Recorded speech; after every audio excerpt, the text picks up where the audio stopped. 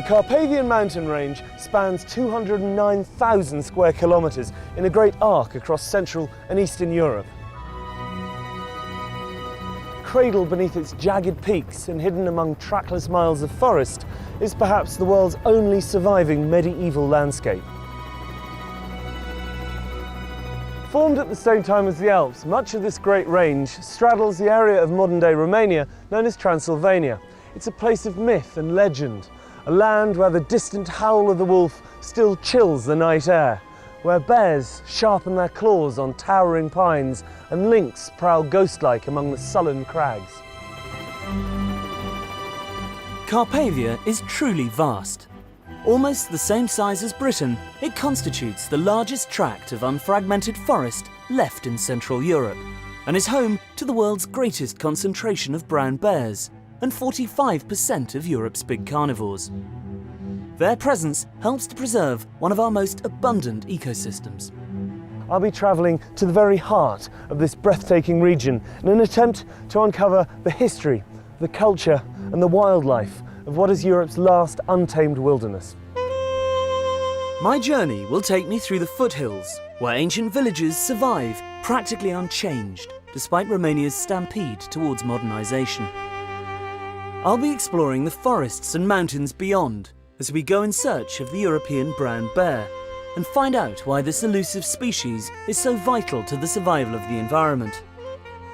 On my way, I'll be meeting a dedicated group of individuals whose passion for this area is helping to redefine its importance as one of the great surviving wonders of the natural world. These include a Transylvanian count who is working to conserve some of the most ancient of Carpathia's medieval villages, and His Royal Highness Prince Charles, who can trace his ancestry back to Romania's dark and distant past. The genealogy shows that I'm descended from Vlad the Impaler, you see. So I do have a bit of a stake in the country. As it were. With its deep gorges, cliffs and windswept bluffs, Carpathia is a popular destination for lovers of adventure sports. People come here from all over the world to rock climb, kayak and get back to nature. But for many Romanians whose parents were herded into cities by the communist regime, the mountains offer something far deeper, a chance to reconnect with their rural heritage.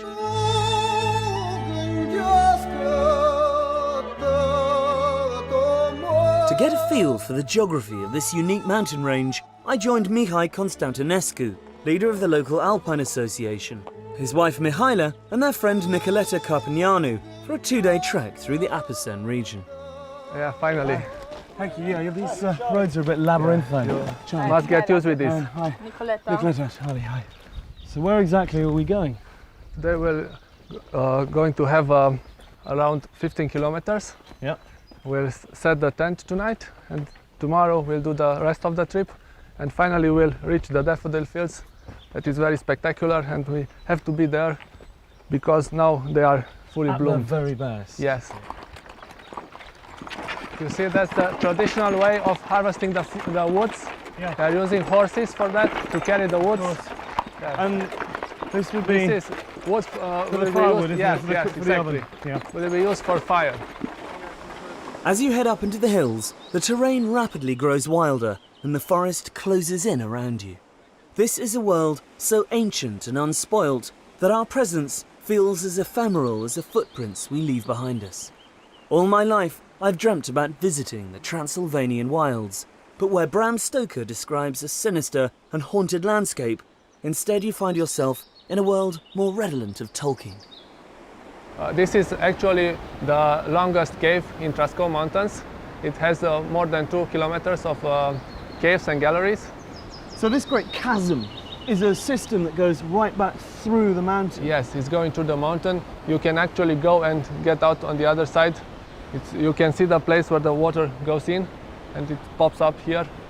This tributary, though, is part of the Ariash river system. Yes, exactly. And the gorge that we're about to walk to is the next door valley, I presume? Yes, it's a parallel valley to this. It's like several hours of walking. Well, lead on. Okay.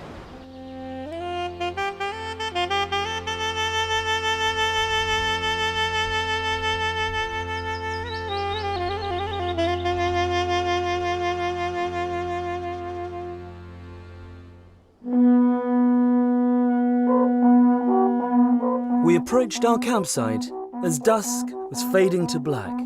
A fire was already lit and a local troupe of travelling minstrels were practising for next week's big daffodil festival at nearby Negriljeasa. This is a traditional pursuit for Romanians at weekends in this area. They come camping. It's one of the big things you do here. That's right. I think we're very lucky. We got such beautiful countryside here, and most people appreciate that. So they come here weekends, also summer holidays. They usually get a tent and their backpacks, and they go in the middle of the mountain. So you have to carry everything with you, including your musical instruments.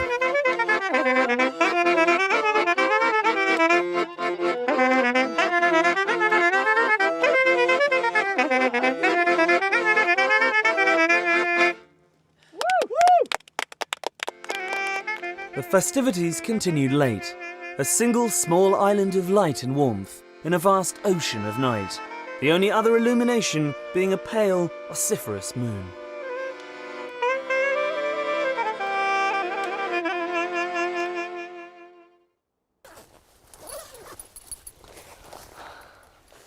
Check the coast is clear for bears. Oh. Morning in the mountains. I haven't seen it yet. This is my first view of it properly because we arrived in the middle of the night. It's paradise. These high alpine meadows, the smell of the juniper bushes, the light. Just can't beat it.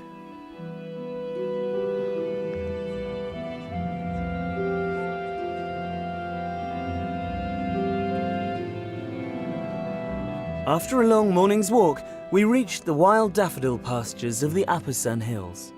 And although the festival was due to be held the following week, the ground was already a carpet of white.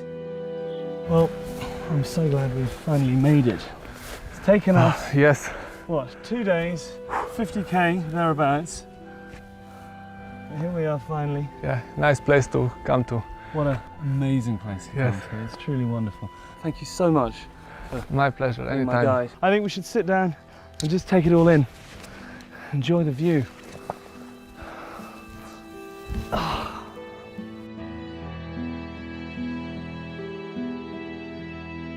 These stunning meadows of daffodils are just one of Carpathia's many floral spectacles, as I discovered when I caught up with head of World Wildlife Romania, Erica Stanciu, at a local food and crafts festival in Nucșoara.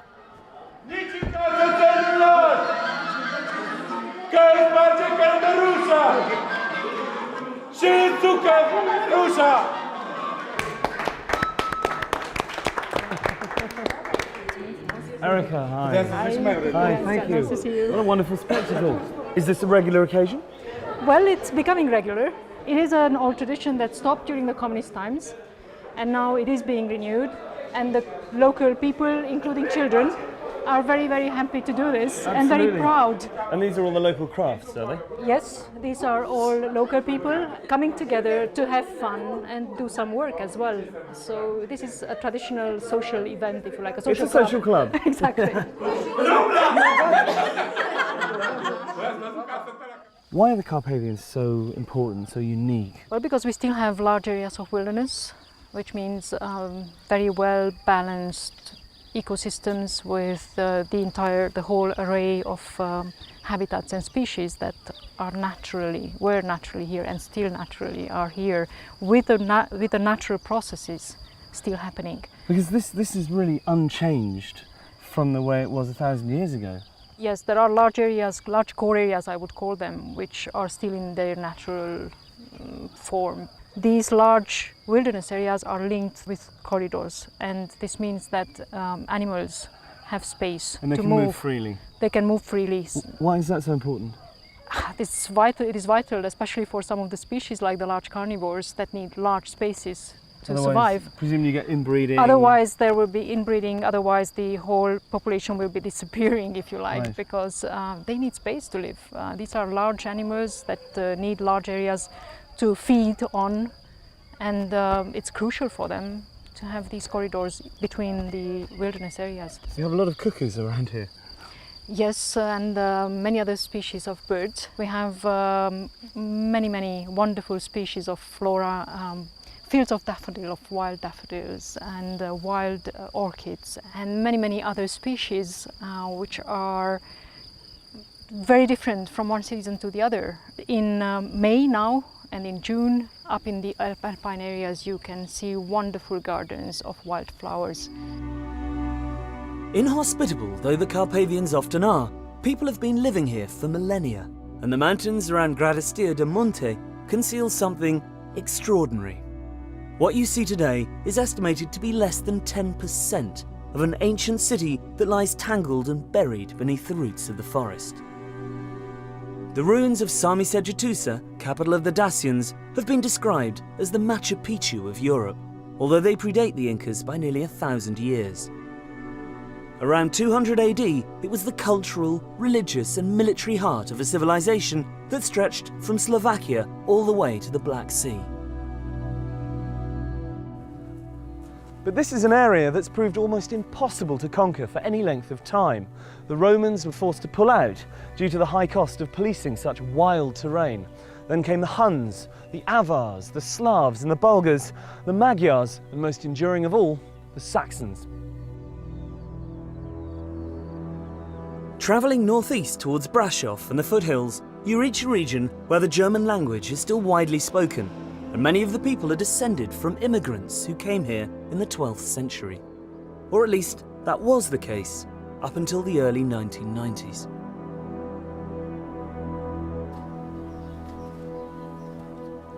This is an all too common sight these days.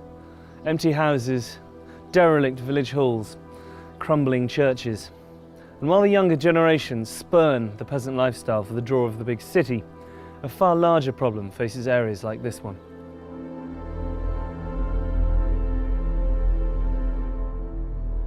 Following the revolution and the fall of Ceausescu, the German government gave its Saxon cousins the opportunity to return to their homeland.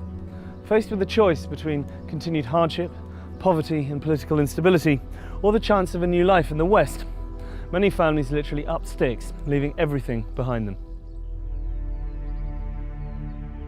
Fortunately, not all of these depleted settlements have been abandoned. Aside from a growing Romani population who have moved in to take advantage of the free housing, there is still a stalwart Saxon contingent who have stayed on and are attempting to inject new life into what is a vital part of Romania's cultural identity. The village of Viscri is one of the lucky ones, where members of the community have banded together to preserve their architecture and traditions. Many of these houses date to the time of the first settlers, direct forebears of today's inhabitants, like local resident Caroline Fernelend. My ancestors came 1142, invited by King Geza II of Hungary to defend this area against the invasions. So they came with a golden letter, we call it. And this is why they built 240 villages in Transylvania, and every village has a fortified church. All the time somebody was watching from the tower to see if it is dangerous, and then they would ring immediately the bells, and everybody Piles into the church. very quick, And locks very the door quick. behind them, yeah. Of course. This is Alba Iglesia. In 1400 it was first mentioned, and from this is coming the name of the village. Deutsch-Weißkirch, Saas-Ferechhazo and Viscri in Romanian. Nice. White church in German. White church in German. Marvellous door.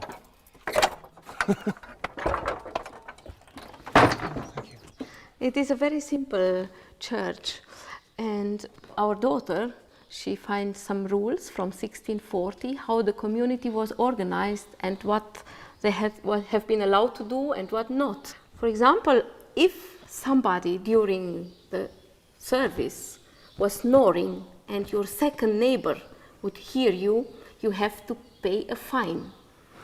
So it's okay if you fall asleep, but you must do so very quietly. Very quietly, yes. And presumably there was a pecking order in terms of where people sat in the church. Yes, this we are respecting also today, even if we are 8, 9 people. For example, the young ladies, they sit in the back, and when you get older, you move more in the front. After 80-year-old, you have to sit here close to the angel of death. This is the last station alive. It is preparing you For the afterlife. for the afterlife. How extraordinary. That shows a very healthy business-like attitude to mortality, really. Look at this. It is unbelievable. It's just so big, you can see, I mean, all the tiles on the beams, all the way up the structure inside the tower. I mean, I felt like I was gazing down Noah's Ark, you know, as you saw the roof of the church. The amount of work that must be required to maintain a building like this. Community has done this when it was needed. This is why they have not built something new here. They only maintained the church and the towers how they have been always. Ceausescu in '88, he proposed that 8,000 villages like this to be destroyed in Romania, to destroy our identity. This was his goal. And now Viskri and other villages are listed, recognized by World Heritage, UNESCO. It's so lucky he was deposed in the nick of time, I think. When I'm here, I feel that I'm the richest person from this world. And if you are here in the evenings and hear these birds and insects singing, I really think it is wonderful, and all stress from the day is gone. Disappears. Yes, I think gazing out from this balcony has to be qualified as a form of meditation, really. It is, and I'm very grateful that I'm allowed to live here and now in this democracy. While the 21st century is starting to make its presence felt here, for the Saxon contingent, daily life is still remarkably unchanged. With the influx of tourism and the opening of several guest houses embracing both the traditional and the more modern, greater effort is being made to preserve the old ways. Everyone in the community has their role, whether it's the daily grind of making flour and baking bread for the village in stone ovens, or looking after the livestock. When you live this close to the Carpathians, one of the more full-time jobs is tending the sheep. Accompanied by their packs of ferocious Heinz 57 guard dogs, these shepherds have to spend nights sleeping out on the hills to protect their flocks from the constant threat of large carnivores.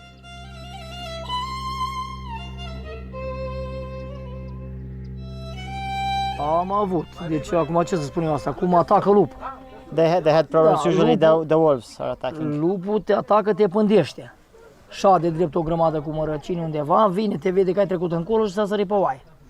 Does he ever get scared? Because presumably if he catches a wolf attacking a sheep, he's got to go out there and try and bash it over the head with his shepherd's crook.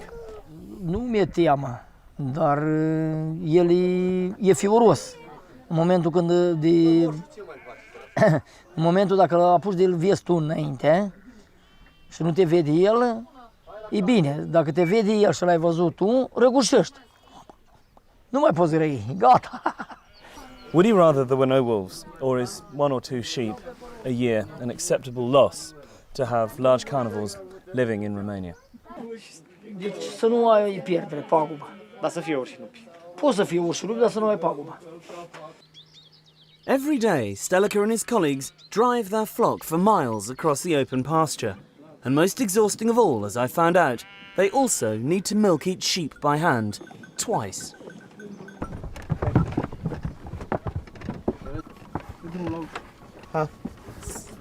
Hello? Yeah? It's official, I'm milking a sheep. It's not as easy as it looks. That one's empty, though. We're done. Let's try this. Very nice, sweet. Alas, this way of doing things could soon be outlawed, as dairies and local cheesemakers are shut down because they can't afford to comply with the bewildering battalion of EU health regulations.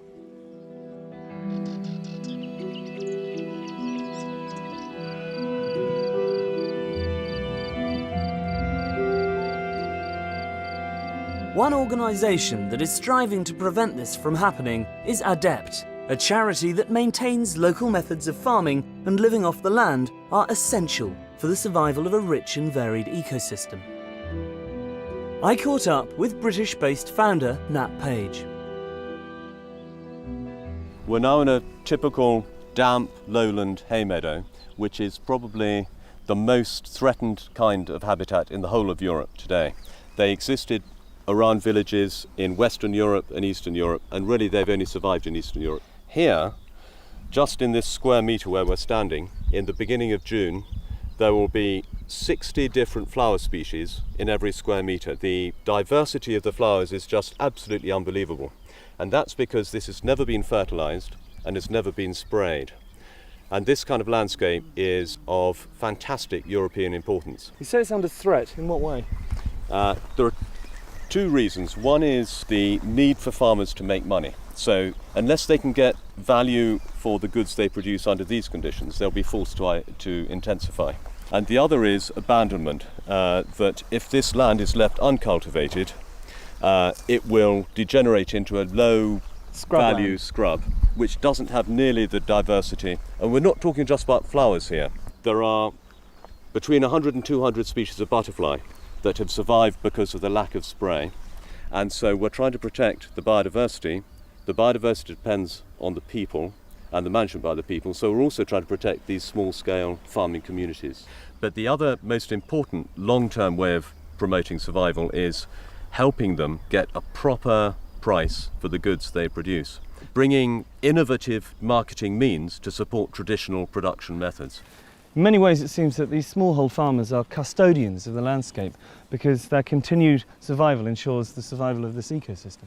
Yes, let's hope we can keep as much of it as we can. Who knows, in 10 years' time, this will not be the same. Well, it will be here in 10 years' time if everyone comes to look at it and experience it and enjoy it. Yes, look at it, enjoy it, and support the local economic system. And the system will continue. Perhaps the best way to explore these gently undulating fringes of Carpathia is by mountain bike. A set of trails has been built through the surrounding woods and hills, linking Viskri to its neighbouring villages, and whilst there's nothing too challenging, it's a great way to see the countryside.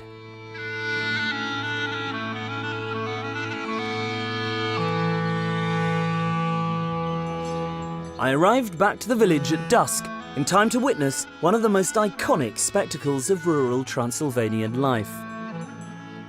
Early each morning, the cattle, individually owned by members of the village, take themselves out to pasture. In the evening, they unerringly manage to find their way back again. For anybody who thinks cows aren't intelligent, have a look at this.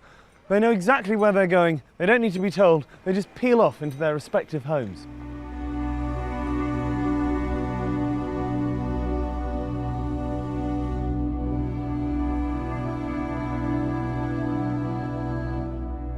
As Romania's economy is developing, the environment faces ever greater danger. With much of the country's biggest natural resources either under the ground or sprouting out of it, the impact on this mountain paradise is increasingly costly. This is one of thousands of illegal logging operations that are taking place as I speak in the mountains of forest of this area. Look at this tree, you can count the rings. It's over 100 years old. It's not even selective. Well, it's selective in as much as they take the largest and the oldest trees, cart them off.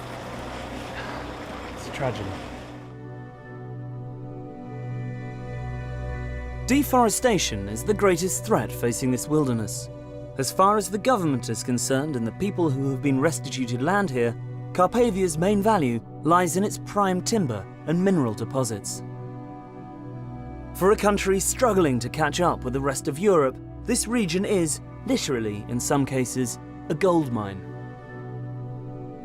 Insufficient resources to police such a huge area and a reluctance to do so makes it almost impossible to prevent such wide-scale clear felling.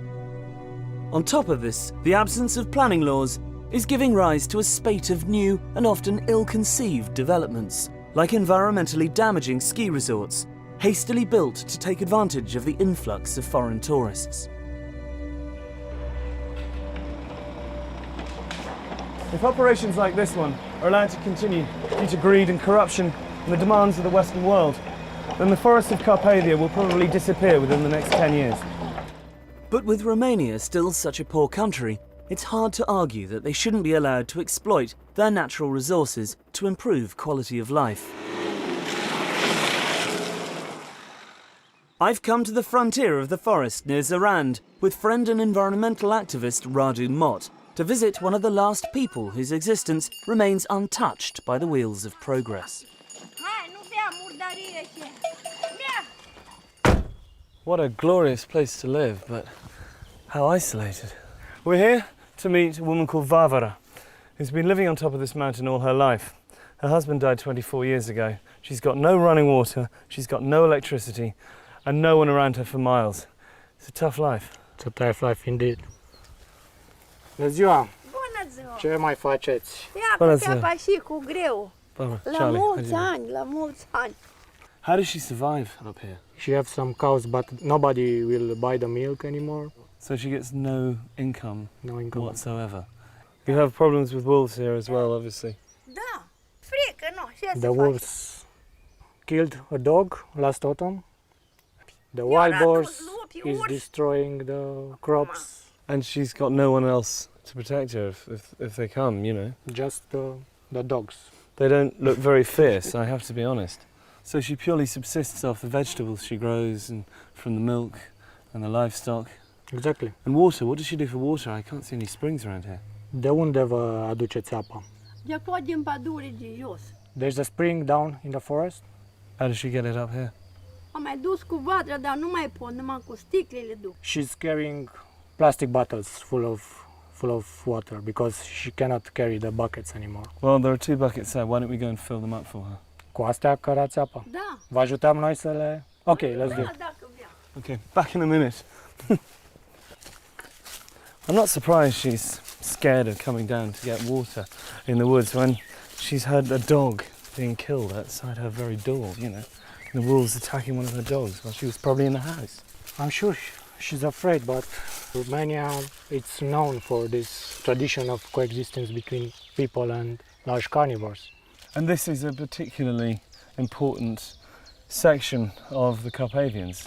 This corridor connects a separate population of brown bears in Apuseni Mountains in central Carpathian with the main population from southern Carpathians. Large carnivores can exist in Europe without acceptance of local people. There is motorway planning to be built further south that will completely block. Well, they're not going to be able to get across, so... Exactly, without effective mitigation solution. It cuts that migratory route straight in half. Exactly, it will be a total barrier for wildlife. Well, here's the spring.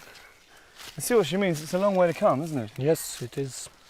Especially if you need a glass of water in the middle of the night and you hear the howling of the wolves outside. I presume that this is scooping out the water. Yeah. Right.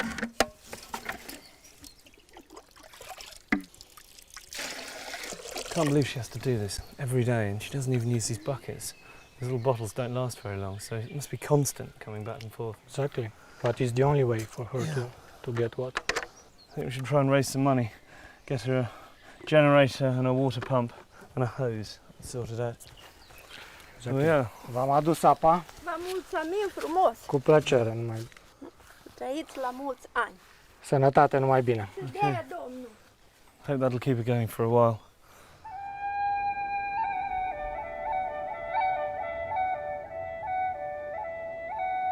It is remarkable that so much of Romania's natural forest survived communism, a fact that can be partly ascribed to what has ironically become a right-wing pursuit: hunting.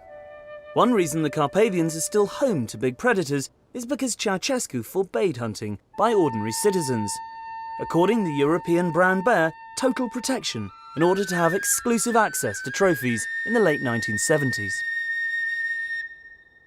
Today, Romania is home to over 5,000, around half of Europe's total bear population. One man working tirelessly to ensure their survival is naturalist Christoph Promberger. I joined him on one of his regular trips to monitor bear numbers in the forests north of Brasov. The wilderness really needs the large carnivores because they keep the whole system in balance. They keep the ungulates under a certain threshold so the forest can regrow, and when the forest can regrow, all the other species, the birds, can live and so on. So the large carnivores are really important to keep everything alive. By ungulates you mean herbivores, you mean the deer? Red deer, the roe deer, to some degree wild boar, the chamois in the higher elevations. For example, if you don't have wolves, then the chamois will go down in the forest and then in winter, and then they can eat a lot of the young trees. But if the wolves are there, the chamois, they stay high up and then they don't damage the forest. They protect the trees, they protect the forest from being overgrazed. Exactly, the wolves and the bears and the lynx, they're on top of the food chain, so they control everything which is under them.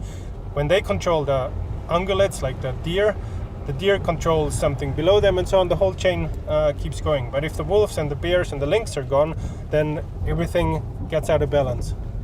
I can't believe how many lorries there are. This is such a common sight on these sort of roads. You just see one every 2 or 3 minutes, it seems to me. It's terrible, yes. I mean, they're taking so much more out than they should, or that they could take out. It's absolutely not sustainable. Why is it so important to preserve these forests? I mean, Romania is a poor country and wood is one of its greatest resources. Well, that's true. We don't need the wilderness, but we don't need St. Paul's Cathedral, we don't need football, we don't need any of these things, but still we want to have them. And we are just one out of hundreds and thousands and millions of species, and they all have the same right to exist, and they need this wilderness. So we cannot just come and say we destroy it all. That's just, we can't do that.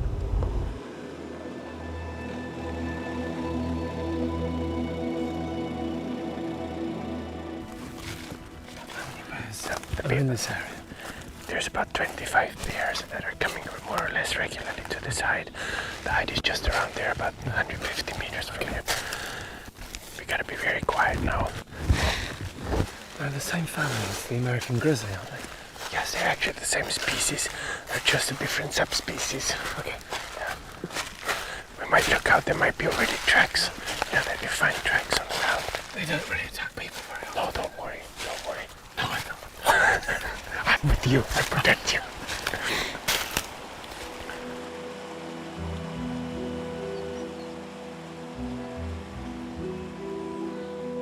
This hide was used by trophy hunters who would lay down food and sit in comfort, waiting for bears to wander into their sights.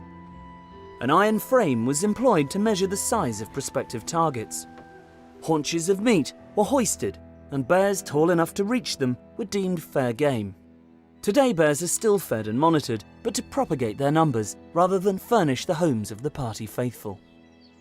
Oh yeah, this black one, that's a 5-year-old female. She's not coming very often, but I've seen her here before. It's amazing just to see bears so close. It's absolutely amazing. Yeah. What is it? It's not even 30 meters, isn't it? I know. They probably smell us, so they know that there's somebody here. But if we're quiet and if we don't do any fast movements, they will tolerate us here. Okay. Is that meat down the far end there? Because it looks like she's sniffing around there. Yes, that is the leftovers from the slaughterhouse. They came word and brought about a week ago a truck full of that stuff here. Okay. Mainly sheep guts and the sheep heads. Do they prefer that to the muesli? Well, of course, the meat is very protein rich, so they prefer meat. But it starts to get a bit smelly, so I think pretty soon it stings. I can smell a bit of it. I think pretty soon they won't touch it anymore. The cubs. Yeah, oh yeah, that's a mother with 3 cubs of the year. They were born in January. Oh, look at that. The first time this year that they come out here. Yes, they've never been here before. No, she was very careful with them so far. So that's the first time that they're here. Wow, so this is a special occasion. Fantastic. How big are they? 15 kilos now. Tiny. Yeah, that's so cute. That's everyone. Look at that. See, no one hanging off. It's trying to hang on. I imagine you never get bored of this. No. You come up here almost every day, don't you? You can sit here every evening. There's every evening something else happening. I can watch this forever. Really good. As well as his environmental work, Christoph and his wife Barbara run an eco-lodge, which offers guided excursions to the bear hide, as well as kayaking trips. Their riding school, Equus Silvana, lays on equestrian breaks, where guests can spend days galloping through fenceless wilderness.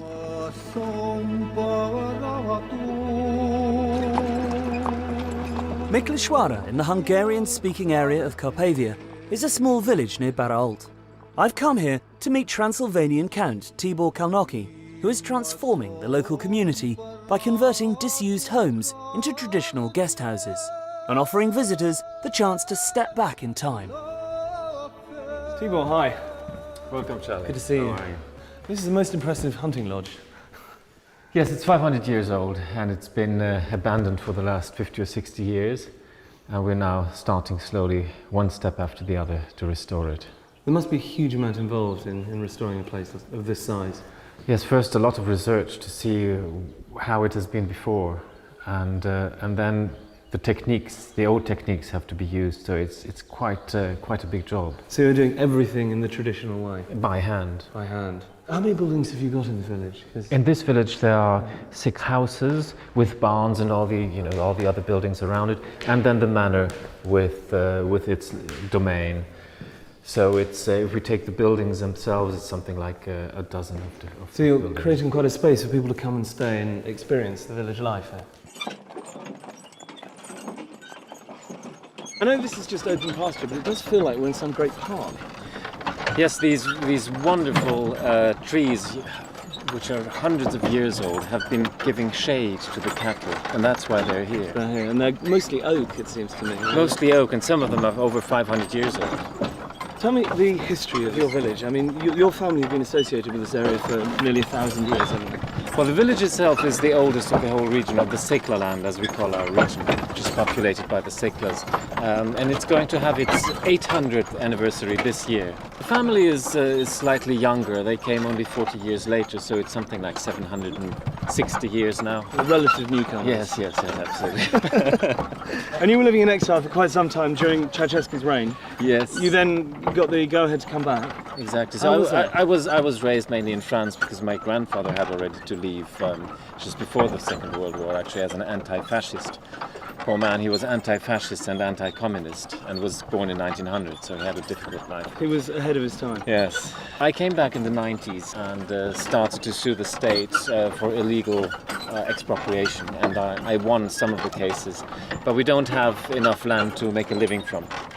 So we decided to live from tourism, because it's the ideal way also to support the villages themselves. For example, in our guest houses we employ more people than we have beds, and we're very popular within the village, because the way we employ people allows them to keep their farms. If they would go to the city, they would have to give up their farms And and work their way of living. full-time. Exactly. So this is just the right way for them to earn an extra living, but to keep their own lifestyle. And not compromise that. Exactly. Do you think that this wonderful way of life, do you think it's doomed? Is it inevitable that it will die out? I hope not. You know, I've seen in America and already in England also reenactments of, in open-air museums. People get dressed and then they reenact ways of life they think it might have been 100 years earlier. Well, here this is not necessary yet, because it's still happening. But it is so important to keep it going, because once we lose it, it'll be lost. Gone forever. Gone forever. The next morning, Tibor and I took a trip to the even more remote village of Zalampatak, where he's been working closely with His Royal Highness the Prince of Wales to restore several properties as examples of how rural tourism can benefit local communities without impacting on the environment. One thing about Romania that I always find surprising is you drive down these roads in the middle of nowhere and you come to these little pockets of civilization. And then here you have are. something like this. And you have yes, something like this yes. at the end of it. Have a look at the main house. We have 3 rooms here. It's been quite some painstaking work restoring all this furniture. And your carpenters did the veneers and did all of this? Yes, and the polishing and the upholstery and everything. And even these electrical fittings had to be restored. And the paintings?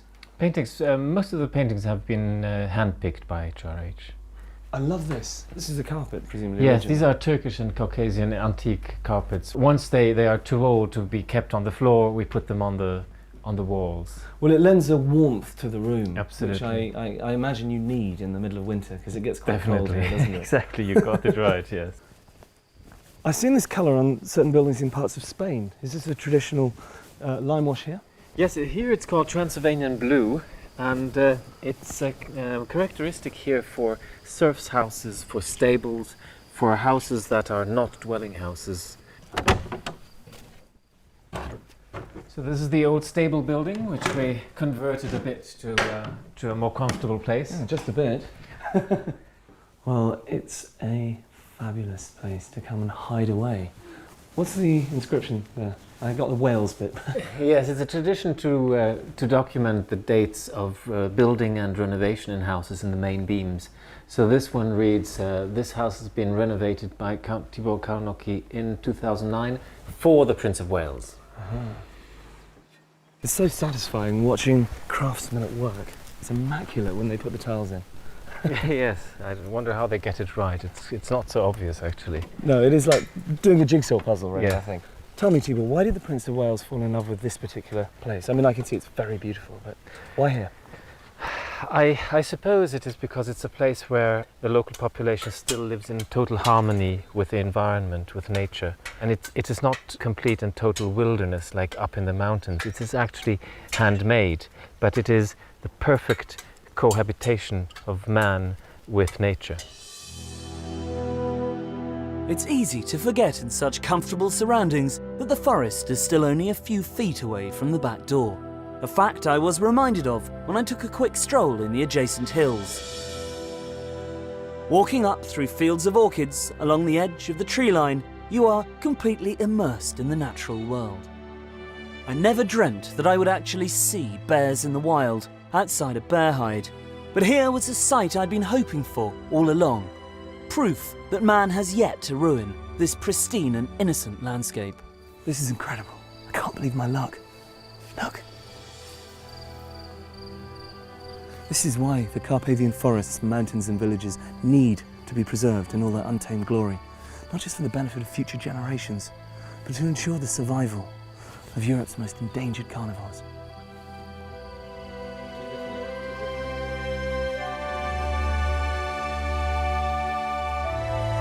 If something isn't done, then this verdant paradise will become as ecologically barren as the Highlands of Scotland. Once covered by magnificent forests of oak, beech and pine, now bare with new saplings grazed into submission by a wildly inflated deer population. But it's here I've come, on the last leg of my journey, to meet one of Carpathia's greatest crusaders, His Royal Highness, the Prince of Wales. The key thing I think about Romania, and Transylvania in particular, is that there's so much we can learn from, it seems to me. It is the last corner of Europe where you see true sustainability and complete resilience and the maintenance of entire ecosystems for the benefit of mankind, and also for nature. And there's so much we must learn from that before it's too late, I think. So presumably this is why it's so important to preserve it for the future. Well, I think so, but people will say, oh, well, she's just trying to preserve things in aspic, and you're trying to prevent progress and so on. But you'd think by now we might have learned a few lessons from the things that have gone wrong with an agri-industrial approach to everything. Because the great thing, it seems to me, about Transylvania is the combination of natural ecosystems, the forests and the agricultural areas, together with the human cultural systems. And it's this extraordinarily unique, integrated relationship which is of such huge importance. Once you pull it all apart, you're left with something which can just be exploited without being treated in a sustainable way, if you see what I mean. Because if you cut down great swathes of the Carpathian natural forest, you're actually destroying one of nature's great services to the rest of mankind in terms of carbon sequestration.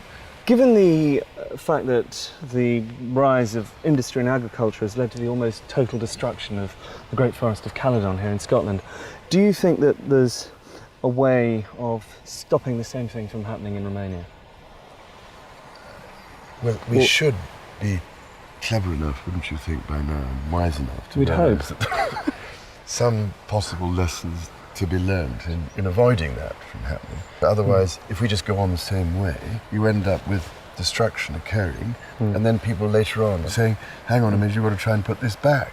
What is the point of running into the proverbial brick wall, this time of such a painful sort, that by the time we realize that we have to redesign our food systems and put nature back at the heart of the whole process in order to provide us with what we take for granted, how are we going to be able to put it back? Yeah. So I think Transylvania is an absolutely key issue that has to be addressed. What do you love the most about Romania? It's the timelessness of it, which is so remarkable. And almost out of some of those stories one used to read as a child, it's quite remarkable. People are yearning for that sense of belonging and identity and meaning. And we have to rediscover some of these aspects of the way we produce food and live with and maintain and give back to nature if we are to make sure this whole system continues. And that's why human cultural systems matter, because they're intimately linked to that aspect of nature. It's in us, but we've somehow denied it and thrown it away and said it doesn't matter, it doesn't exist, it's irrelevant. It isn't irrelevant. Nourishes the soul and the heart, absolutely. That's what Romania does for you.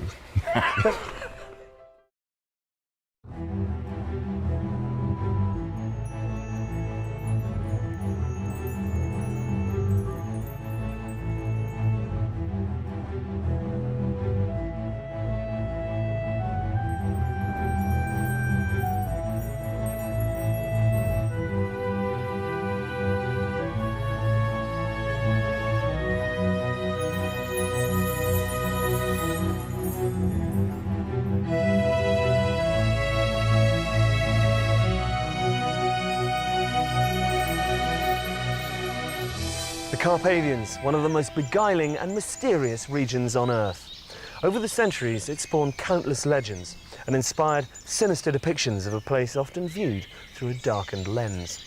But as we showed in episode 1, the reality of this preternaturally beautiful mountain range is very different from the fevered imaginings of Bram Stoker's Gothic prose.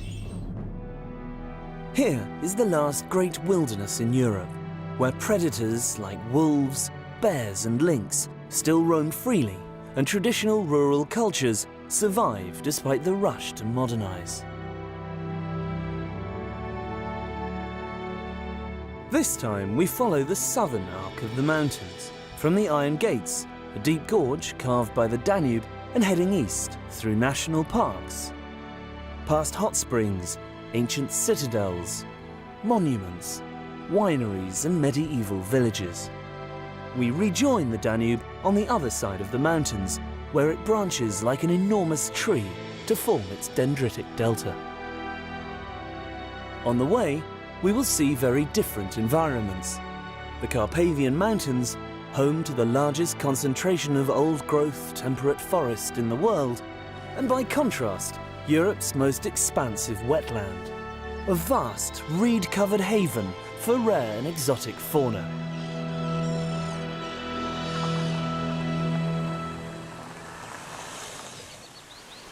The Carpathian Highlands are a catchment zone for hundreds of water systems that flow inexorably into the Danube, like the Cherna River, which converges just below the Iron Gates.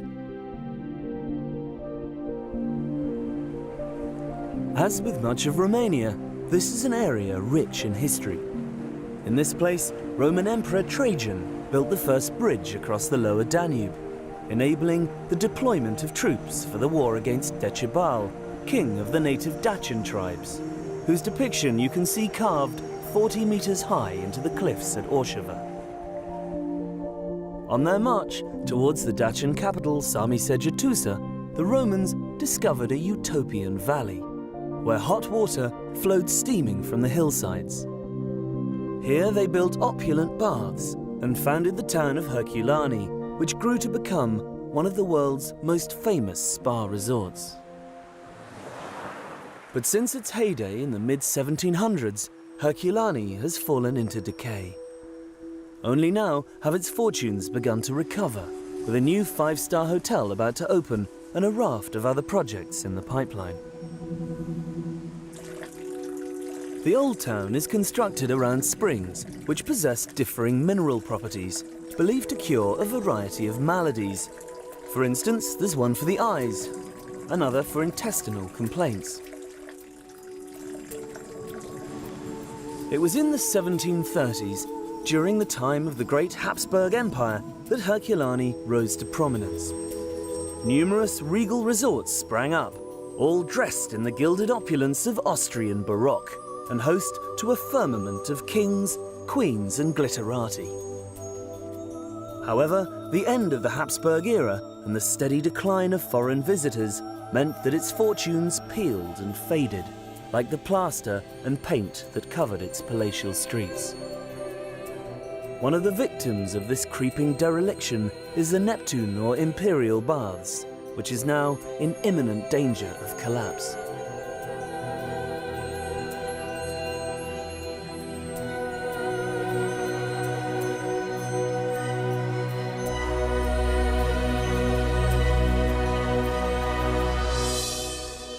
It's an absolute tragedy when you think that this used to be arguably the grandest spa resort in Europe.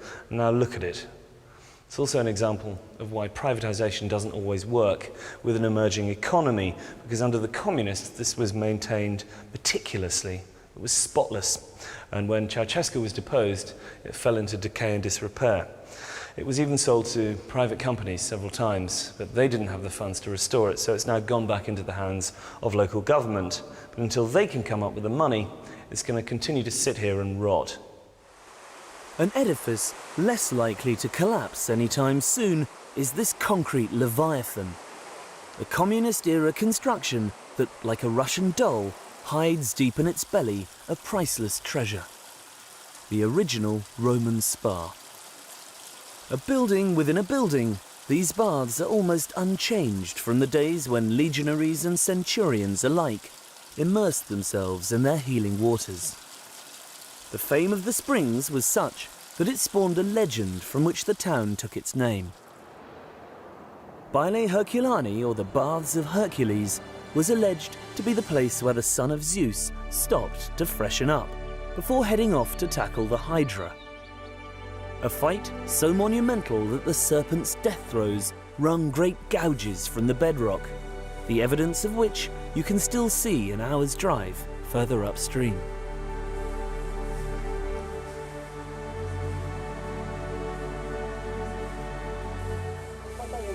For the majority of Herculani's residents, however, the easiest way to enjoy a thermal bath is to head to one of the communal open-air watering holes on the banks of the river.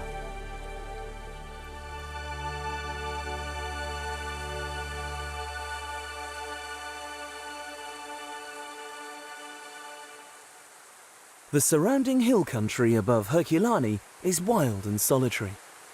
With high rainfall and a filigree of streams, the local people still harness the power of water to help with the daily grind.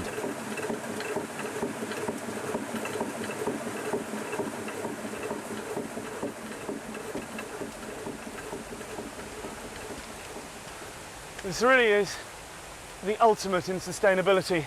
Serena brings her grain up here by cart. She grinds it using the water from the river, and then she transports the flour back to the village, again by hand, to feed her family and her pigs.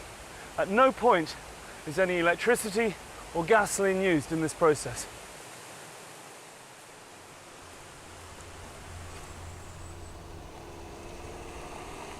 Being such an isolated area, communities still retain strong ties, and summer evenings are devoted to the serious business of nuptial revelry.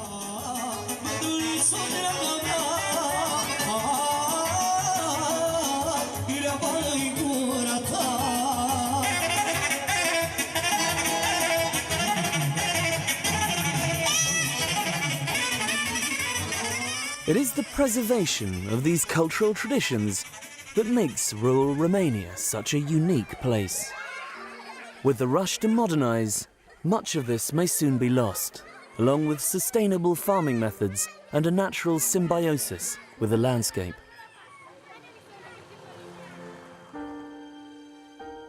The Carpathian foothills northeast of Herculani provide an ideal climate for the renaissance of an industry that was banned by the Dacians because of its detrimental effect on discipline, namely viticulture.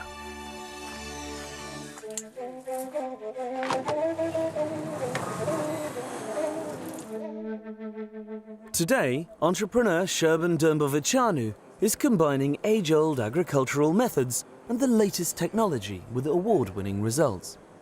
The natural environment here makes a microclimate, which is very good for the wine growing. So the forest contributes to the flavour of the grapes? Yes, exactly. Our vineyards are surrounded by very old natural forest, so this microclimate helps a lot in getting a very original taste. When we took over this place, we found only ruins after the communists, and we had to start again from zero. So we replanted again everything, and we renovated the cellars. In fact, at the beginning I was thinking this activity more like for a hobby, but there is a lot of hard work, and now it's taking all of my time.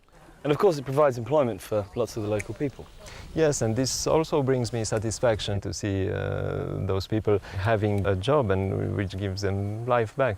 And I see their children who like this, and maybe, who knows, they will start studying enology, because what we do here, we do for generations. And what are your plans for the future? We want to extend our cellars, and we plan to build guest rooms and also a new tasting room. It's very good for us to show to our customers how we grow the grapes, how we do the wines, and we want also to offer people, besides the visit of the vineyard and of the cellar, we want to visit the surroundings, which are very nice in the Carpathians. There are beautiful places to visit. Heading across the southern arc of the Carpathians, we reach another spa town, where for years people have been harnessing the hot springs, not just for bathing, but to provide energy. Kalimanest is a community edging ever closer to the ultimate goal of living entirely off the grid. An unlikely example of this is the venerable Kozia monastery. Beneath its serene, picturesque exterior lurks an innovative heart that pumps and processes geothermal water to produce electricity and heat. Zona este cunoscută de acum 2000 de ani, când romanii au venit și au lăsat castul roman în partea stângă a Oltului, care de fapt au găsit acolo, este la interferența Ardealului și cu țara românească, și acolo existau acele bălți de sulf, de apă geotermală, dar care era la suprafață. Și într-adevăr și ei foloseau, după care locul acela a rămas până 80, când s-a construit barajul, care de fapt a și acoperit apa respectivă, iar asupra izvoarelor minerale, cum se zic, acele curative, și-au pierdut din eficacitatea care a fost originală, ea dinainte, până a fi cursul râului normal. Iar pe cealaltă linie este energia electrică, care este binevenită.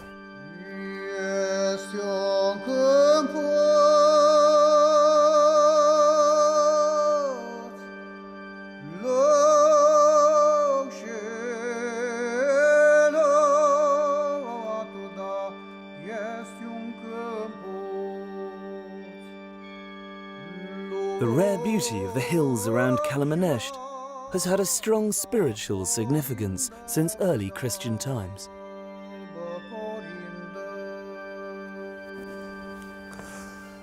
It's amazing to think that for hundreds of years before the monasteries sprung up in this area, monks were coming to these grottos to meditate, to contemplate, and to live, eat, sleep, and spend their days communing with God in total isolation.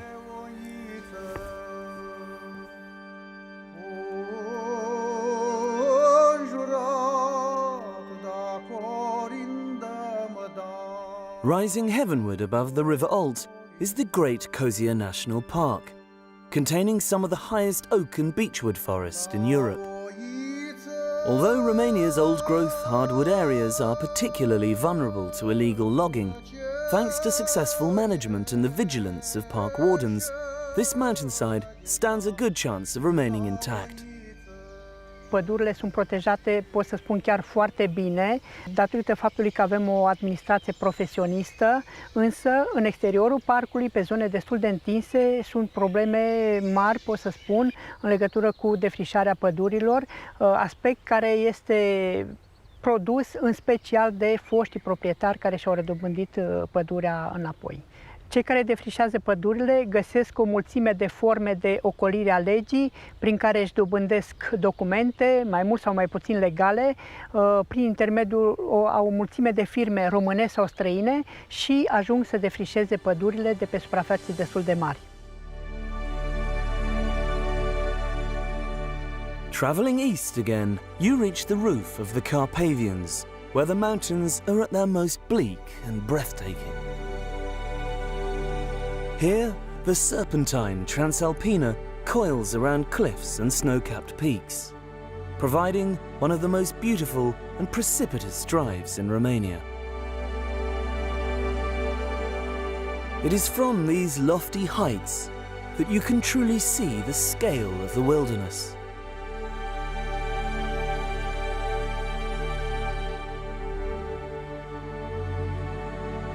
This sea of green that stretches to the horizon contains Europe's last great expanse of pristine forest.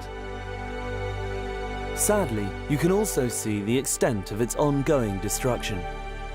Below the tree line, much of the forest has already been lost, in large part due to the restitution of land to private individuals who then harvest the wood or sell on the logging rights. I am on my way to meet one of the most outspoken of these landowners, a well-known figure who works tirelessly to address this and many other social problems. Princess Margarita of Romania. Restitution and private property, for me anyway, this is where I'm coming from, is absolutely essential to a modern democratic state. But having said that, I think that the restitution process was badly done. First of all, it was done in dribs and drabs. It was done in a chaotic manner, and it's led to chaos, just what you're talking about, the deforestation, corruption, selling of wood on the black market, illegal logging. If people can get away with wreaking absolute havoc, then they're going to keep doing it. First of all, you need a good legislative framework, you need a good body to enforce that, and then you need sanctions and incentives, obviously. You're not going to just punish people, it's ridiculous. And there are quite good laws, but they're not respected and they're not enforced. This has to be done if we want to get anywhere. But it's also to do with attitudes and education. Unless people are really educated to respect nature, and I think a lot of our children do have that respect. If you don't have respect for one another, you don't have respect for nature or for the elderly people who've been very, very badly treated here. Once you're over 50, you're finished. I mean, it's just go out to pasture. So my foundation is linking the old and the very young in all sorts of activities together, and they're learning from each other and they both value each other. And I think this is a vital importance. And a lot of people said to me, you can't raise money for your foundation because old people are not sexy. But in fact, the amount of knowledge that the children get from them are extraordinary. And there's a huge spark of energy that comes out of that connection between the generations. Do you think it's possible for people living on the edges of the forest to have a sustainable livelihood from the forest itself? Yes, I do. If you set in place a proper policy and proper rules and regulations that people who can work from crafts, from cultural tourism, agritourism, etc., this is something that can definitely allow people to make a living out of their land. And it has to be done because forests in Romania should be a strategic development point in the whole of Romania. It's not something that can be used up, because once it's used up, it's gone. It could be the best brand Romania has. There's no choice. Either you do it or it's the end of everything. And it's absolutely vital to the future of Romania. One area that is thankfully now protected from hunting and logging is the Buceci Natural Park, a short drive from Brașov.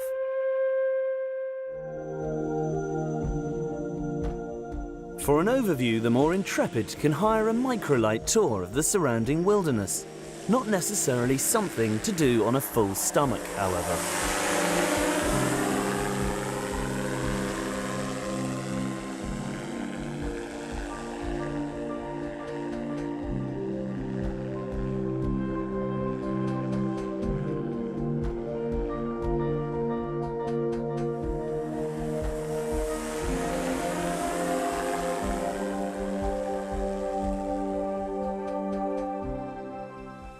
But for full immersion, the only way to properly appreciate this vertiginous paradise is to pull on your walking boots and head out on one of the many trails that crisscross its rugged slopes.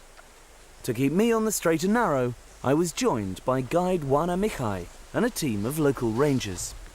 They are very careful about this area. They do not allow to cut trees. Animals are protected, and nature is in its wild form. So there's no hunting here at all? No Not even hunting. in a limited, sustainable No, way? no Nothing. hunting, nothing. I wish more areas of the Carpathians were like this. It would be lovely, because here the nature is in its purest form. The ecosystem regulates itself. Yes, it is not interrupted by humans. Do you think this is the way forward for this part of Romania, that by attracting people here for adventure tourism and hiking, that it will provide a sustainable income for the people who live here? Definitely, because we have the place that allows us to do adventure tourism here, and people really need this money coming from tourism. Hiking through pristine forest, past alpine meadows and razor-sharp crags, you are once again overwhelmed by how fragile and unbelievably precious this landscape is.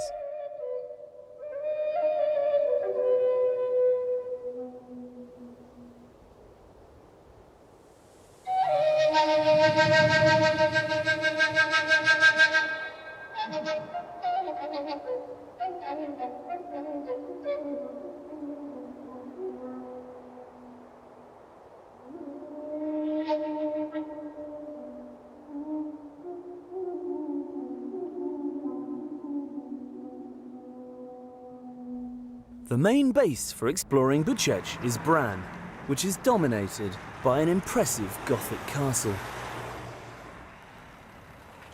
A popular spot for Draculophiles, despite its origins as a minor border keep, with no connection to Vlad the Impaler whatsoever.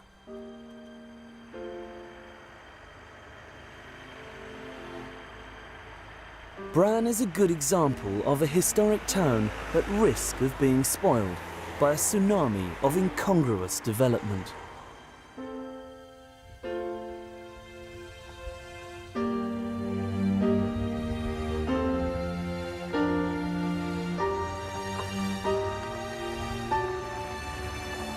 Thankfully, there are exceptions to this rule, the most notable being Balaban, a truly spectacular lodge, high on the hills above town, built by visionary environmentalist and filmmaker Dan Dimitrescu. Well, this is kind of a little mini miracle. I've been coming to Romania for many times now since the 1990s, and on one little trip I came on this hilltop and just fell in love with it. But there's a bit more to it than that, because my family originated not far from here, about 30 miles south in the Carpathians, and we have a long history of land ownership there, so this was kind of like coming back home. And did you originally start with the idea to build a hotel? I was thinking of building something, and the connection that was kind of interesting to me, I came here in 1968 working for National Geographic on a story where I walked from the Ukraine to the Black Sea with colleagues, and we did a story on the Carpathians in 1968. We came around here and I sketched a little building in my notebook, and by a miracle that building was taken to Sibiu, to the Ethnographic Museum. I saw it, and this is a carbon copy of that building that I sketched in 1968. And I'm a kind of an aficionado of architecture, and when I see these buildings I see a very beautiful, elegant design, almost Japanese in elegance. So there's been a lot of pleasure creating this. The most important part was that we had craftsmen from Svente Gheorghe, which is the Hungarian-Romanian community not far from here, who know how to work with wood. And they were very good craftsmen, very good craftsmen. The Carpathians are beautiful mountains.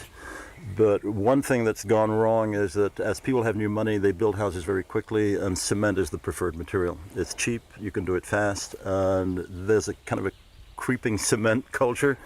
And it's been very difficult, at least with Romanian friends, to persuade them that peasant or local architecture is the right way to go, that it can be modernized. Because there's still that memory of ancient peasant homes with the animals and the smells and all of that. So I think we're, right now in these years, we're beginning to see the bit of a shift where Romanians are realizing that there's something pleasant about this, and that the modern concrete building may not be the most comfortable environment. It's places like Balaban that are at the forefront of cultural tourism in Romania and represent one of its best hopes for the future. The capital of this area is Brașov, A vibrant city with great cafes and restaurants, beautiful churches, and a dramatic, if slightly derivative, backdrop.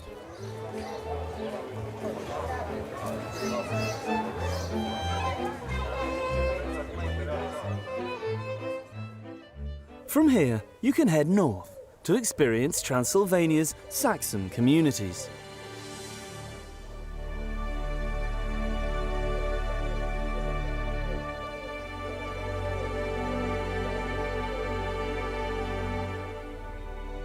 The chief of these is Sighișoara, one of the country's most visited attractions and the alleged birthplace of Vlad Tepes. Founded during the 12th century, Sighișoara is widely regarded as among the best preserved medieval citadels in Europe, and one that has never been conquered. Fed by its own wells and enclosed with gigantic walled towers, these ancient houses, churches and cobbled streets remain locked in time. Each of its 14 towers were built and maintained by a guild. Among the most striking is the clock tower, which controlled the central gate and stored the city's treasures. Today, 9 of these towers are still standing, and one charity is working to repair and preserve them by returning them to the crafts and guilds responsible for their construction. The Mihai Eminescu Trust is an organization that works to preserve the cultural heritage and the identity of the villages in Transylvania mainly. I'm talking mostly about the former Saxon villages. It took this name because Mihai Eminescu is, as you may know, the Romanian national poet. And what the Trust and himself have in common is the idea of preserving our national identity. And this is primarily within the Saxon areas of Transylvania? Most of all, we work in the counties of Brașov, Sibiu and Mureș. And we're working in the villages that were populated by Saxons who most of them left after the revolution and who were then repopulated by Romanian and Roma population.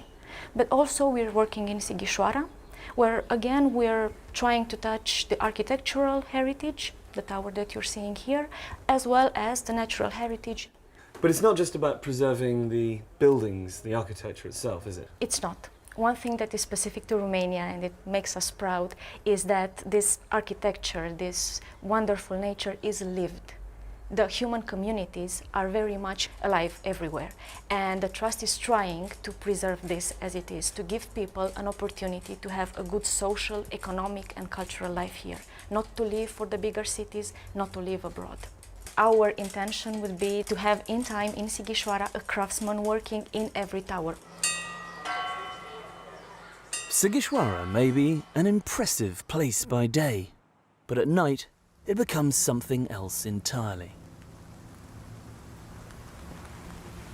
I know that Romanians are fed up with references to Dracula and Nosferatu, but standing here in what is arguably the birthplace of Vlad the Impaler, one of the oldest citadels in Europe, and seeing the glistening flagstones in the darkness between pools of lamplight, you do feel as if you've somehow stumbled into a Gothic horror.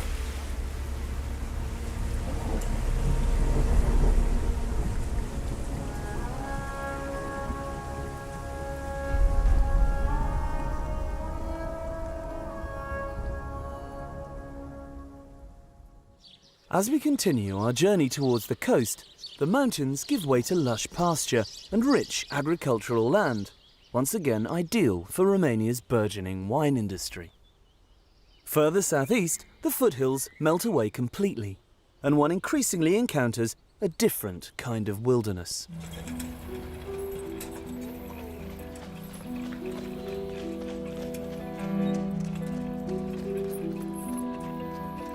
When Romania joined the EU, many of the old ineligible factories, hastily built under communism, had to be abandoned.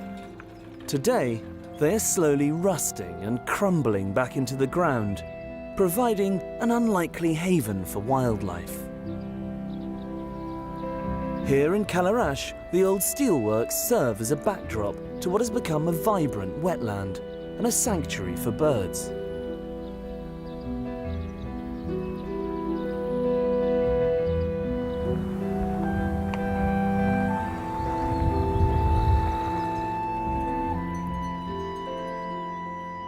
might not be to everybody's taste, but I think there's something profoundly beautiful about this post-industrial scene because it represents a rare example of nature reclaiming the landscape from man.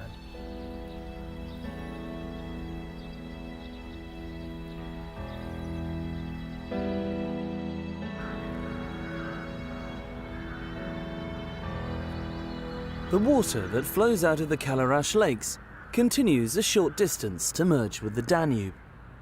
Now even larger than when we saw it last, and thanks to the vast alluvial plain it has to cross to reach the coast, about to undergo a dramatic transformation.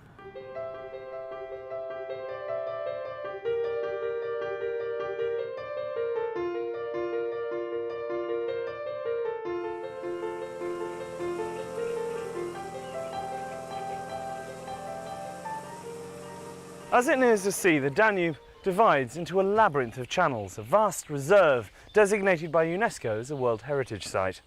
If Ceausescu had had his way, all of this would have been drained and converted into farmland. Instead, it remains the largest wetland area in Europe and one of the most biodiverse regions on the planet.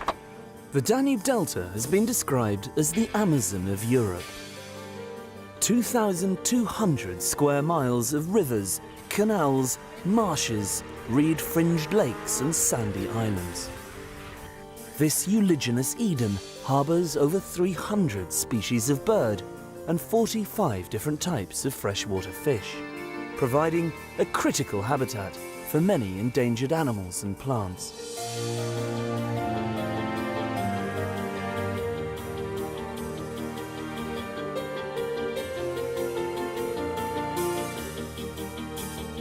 A multitude of people come here every summer to savour life on the water and sample the Delta's unique cuisine, and restaurants and hotels like this one, situated on the banks of the Salina Canal. Gabby, this is all traditional local food from the Danube Delta, yeah? Yeah, sure. The name is Chorba of Storchak, of som. This is a som. This is very expensive fish here. Fish? Yeah. The som means sleepy fish, yes? Sleepy fish, yes. Okay. So it's very lazy. To translate, yes. Okay. Yeah, it's very, very, Yeah. very lazy, yeah. It's very important, traditional chorba, to have a lot of fish. This much. And now to see another fish, this is carp. You see, this is a sport fish in England. Yeah. You don't eat carp. But in Romanian, it's very good fish to eat, yeah? Why did you decide to come to the Delta? Because it's wonderful here. This is paradise here. The heat is very... The food is amazing. Yes, absolutely.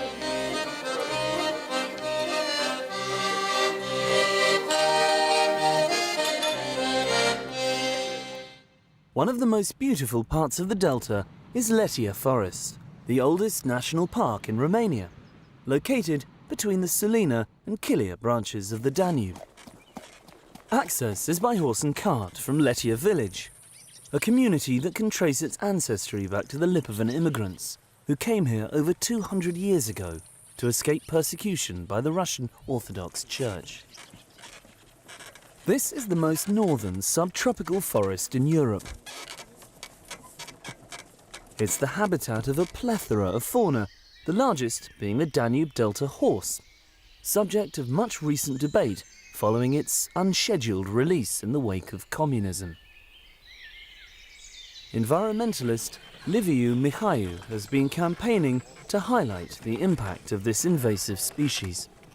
I know there's been a lot of controversy about this issue. Some people have said they should be culled, other people say they should be allowed to roam free here in the forest, but there has been an impact, hasn't there? Already a visible impact. Yes, the specialists saw this impact on the trees, on the species, and maybe in 10 or 20 years will be a mess for this unique forest. You know, it might be irreparable damage to the ecosystem. They are not to be slaughtered, they are to be relocated.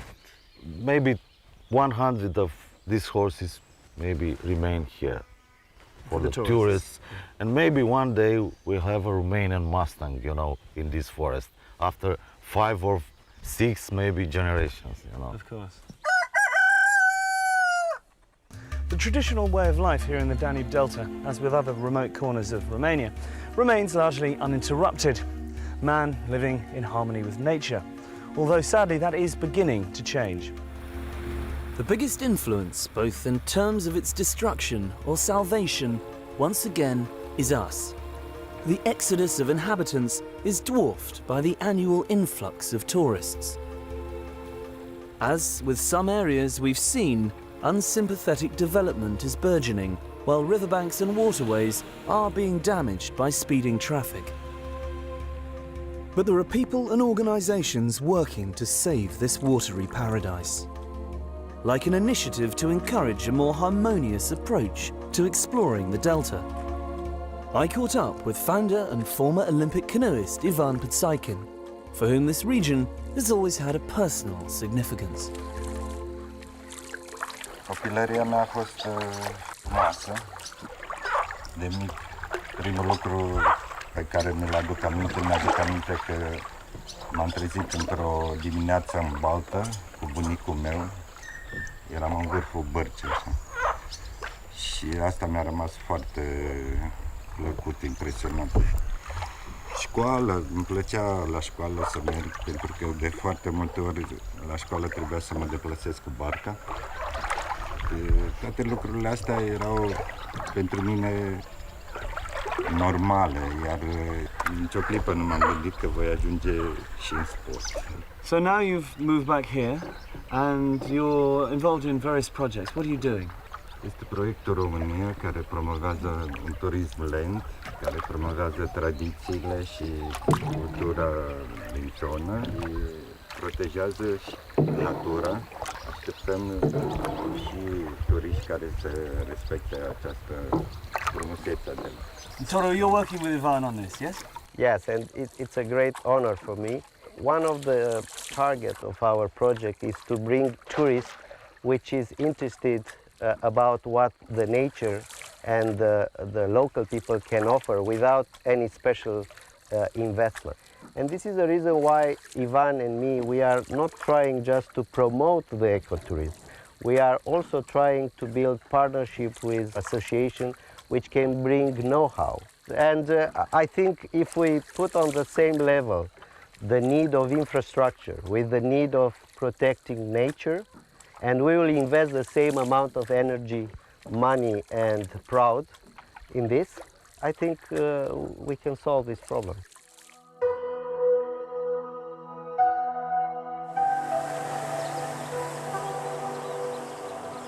Despite its natural beauty, the Danube Delta is one of Romania's poorest regions, with some local communities lacking even basic services, such as electricity, running water and waste collection.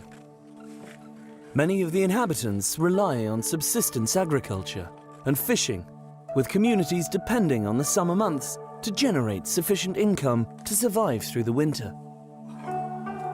While the Delta still has an abundant supply of fish, numbers are declining rapidly due to overfishing and systemic poaching. Today, 5 out of the 6 species native to this region are listed as critically endangered. Standing between them and extinction is the last line of defense, the people whose job it is to protect this fragile ecosystem. This is Firel and Vasily. They're part of the Delta police team. Their job is to come out here at night and try to catch the poachers, which is not an easy task, particularly as they're understaffed and they lack a decent budget to be able to do it. As dawn breaks, we join one of the other teams out on patrol. Tensions are high as news comes through of a potential sighting.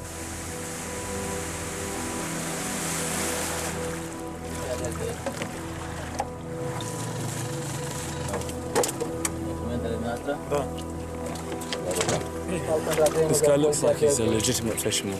So the next thing is they take his details down and then go back and check them at the station.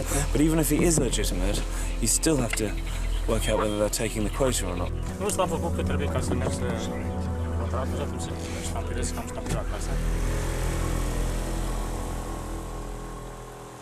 Toată lupta niciodată nu o să câștigăm, pentru că apar din generație în generație, peștele e o sursă de venit și dintotdeauna a fost un mijloc de îmbogățire rapidă, așa cum În cadrul serviciului suntem 30 de lucrători.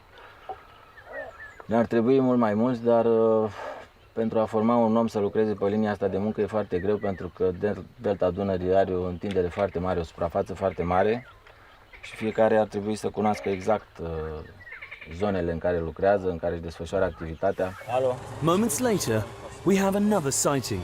The team roars into action.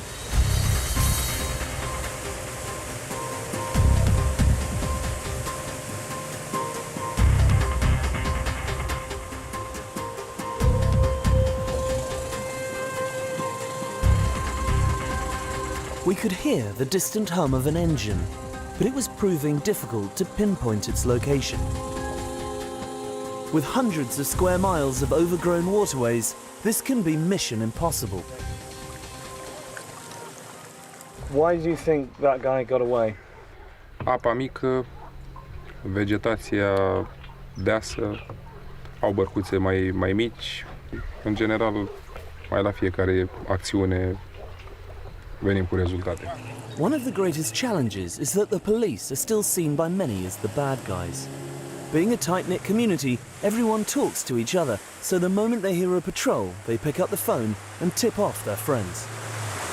Cea mai mare problemă pentru noi chestia asta, pentru că inclusiv pescari autorizați, cu toate că braconierii le iau peștele de la gură, să zic așa, cu toate astea nu ne ajută prea mult, din contră chiar îi anunță de câte ori ieșim în teren și unde suntem. Cred eu ar fi indicat să interzică pescuitul în delta Dunării o perioadă de timp ca să rupă acest lanț, pentru că fenomenul ăsta să merge de la o generație la alta și pentru că în delta nu prea sunt alte surse de venit, toată lumea recurge la pescuit și, bineînțeles, la braconaj.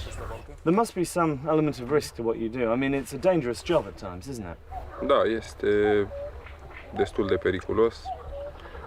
Am avut situații când am fost atacați în timp ce adunam sculele braconierilor, dar ne-am făcut datoria și nu ne-am lăsat. N-am dat înapoi și braconierii trebuie să înțeleagă chestia asta, că nu o să dăm niciodată înapoi. Tourism is now providing an alternative livelihood for many inhabitants of the Delta. And encouragingly, more environmentally conscious hotels are springing up amongst the reeds.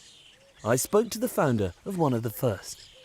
GB, how long have you been living here in the area?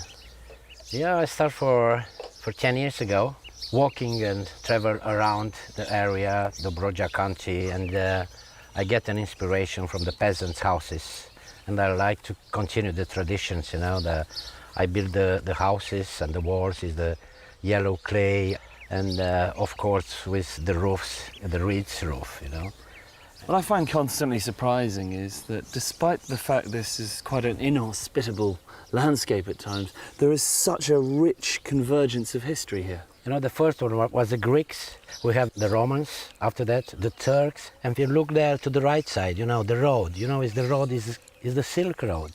The Silk Road to Krakow and to Lviv, which was a very important cities. Getting out on the water and seeing the wildlife may be one of the chief reasons for visiting the Delta, but the cultural landscape is equally compelling. Like the medieval villages of the Carpathians, the traditional way of life has endured here, unchanged for hundreds of years. I love the fact the boats are so old and well maintained. I mean, you can see that one's been patched up there. Those boats are typical fishermen's boats, lipovans, the Russian fishermen, you know. And how you see, you know, they put two boats together, you know, when they take the nets off from the water, you know, it's like a real catamaran. Yeah, they stabilise them. Very stabilised. Clearly they can't do this all year round, because looking at the amount of fish they're pulling out, if they did that every day, there wouldn't be any fish left in the lake. I mean, how long does the fishing season last? It's a special situation with this lake. It's called a Babadag lake. The fishing season is an all year season. The guys from here have a special fish farm for the small fishes, you know. So they're constantly restocking the lake with young fish. Yes. How often do these guys come out here? They are coming daily, except on Sunday. They start rather early in the morning, 3:30, 4 o'clock. They're already get a breakfast around 6 o'clock, you know, and around 10 o'clock they have a fisherman soup. That's mean their lunchtime. And they make that out here? Yeah, they make it in their boats. It's an old tradition. Bon appetit, Charlie. Yes. Oh, that's sensational. Yeah. I tell you what, I know they eat this every day, 365 days a year, but I wouldn't get tired of it. It's pretty good, isn't it? Yeah. Well, they're really strong and slim guys, you know. You can see it. Yeah, absolutely. I think the taste, you know, is the water lake, you know. Well, there's so many fish in this lake, it seems that the water's probably like a natural fish stock anyway. So, not so sure about the brandy, but Not the would they brandy. be having brandy at this time of the morning? You know, they start to have a brandy very early in the morning and very late in the night time, you know. Well, of course, they're Russians, that is typical Russian tradition, you know, to enjoy the vodka. You know.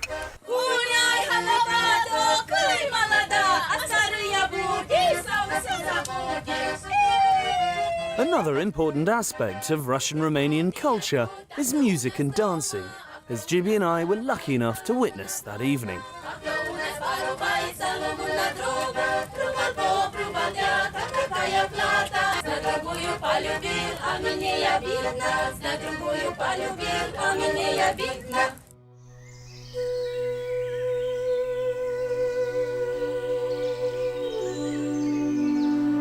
As the delta finally merges with the Black Sea, this part of our journey comes to a close.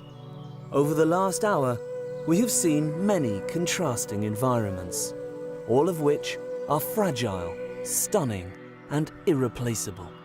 Romania is a country of epic beauty, boasting Europe's largest surviving area of virgin forest and its greatest wetland. But these are not just worth preserving for dry academic reasons.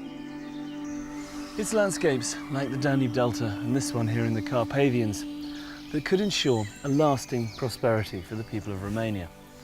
If they're properly protected and managed, then they'll become an inspiration and an example to the rest of the world. However, if the rivers are polluted and the forests felled at their current rate, then this whole region will resemble that hillside behind me, as bleak and ecologically barren as Snowdonia or the Highlands of Scotland.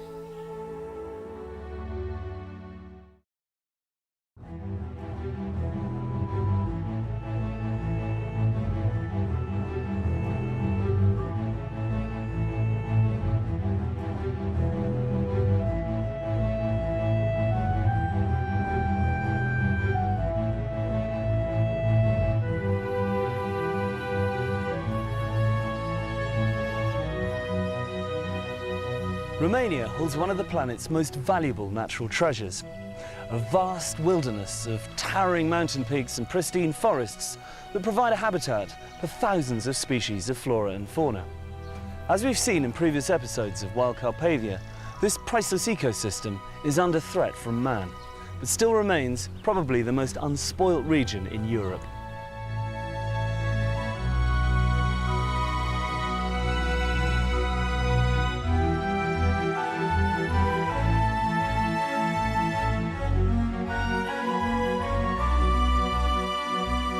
In this, the final part in our trilogy, we'll be travelling north from Transylvania to explore the historic Mare Mureș, a landscape rich in culture, where the old ways are jealously guarded and medieval traditions coexist alongside modern life.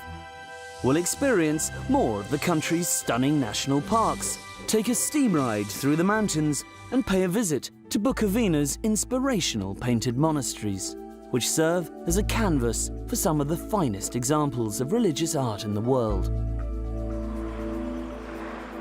On the way, we'll be looking at how culture, adventure, and ecotourism could provide an alternative solution to stem the flow of illegal wood that pours out of Romania and offer a more stable and long-term income for its rural populations.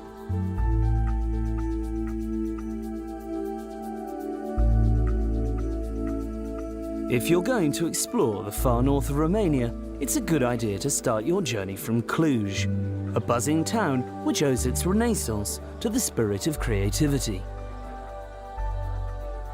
As we'll see, these remote landscapes have been inspiring music and art for millennia, and Cluj has become the hub for a new wave of painters and artisans whose bohemian studios here in the old paintbrush factory underplay the stir they're causing on the international art scene.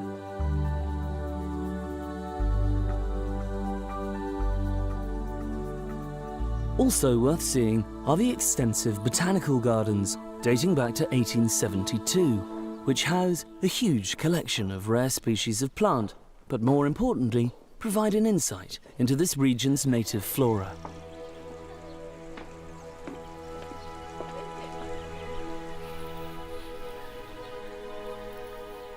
The Maramureș is a region famed for its cultural integrity. Ancient wooden villages and churches, the likes of which you won't find anywhere else, cluster around the rolling foothills of the Carpathians and offer a vital bridge between past and present.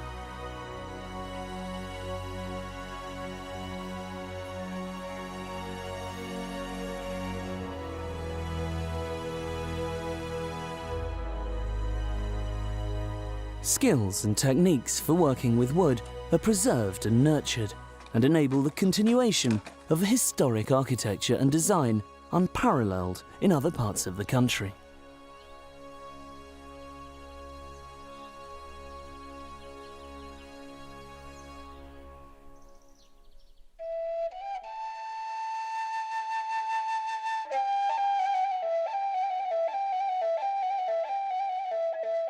While existence is tough here, with baking hot summers and Siberian winters, the people of the Maramureș have a decidedly upbeat attitude to life and its cessation. This is the Happy Cemetery in Săpunța, less of a graveyard and more of a tribute to the people who lived here. What's so wonderful about this cemetery is that it's not about death, it's a celebration of life, of people's stories. Listen to this.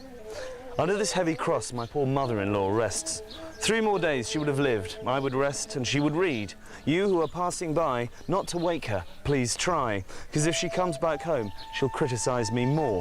But I'll behave so well that she'll not return from there. You who are reading this, don't get into trouble as I did. Find a good mother-in-law and live in harmony with her. Wise words.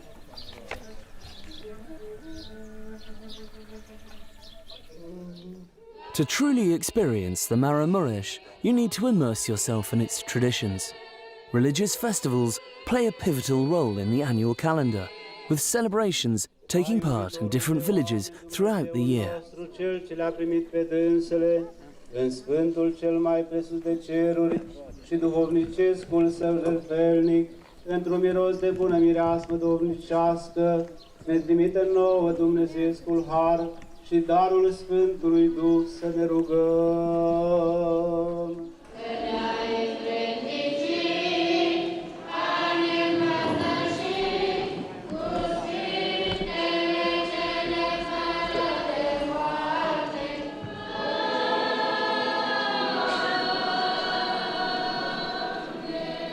During the summer months, perhaps the most common reason for communities to come together, as with other parts of the world, is to attend a wedding.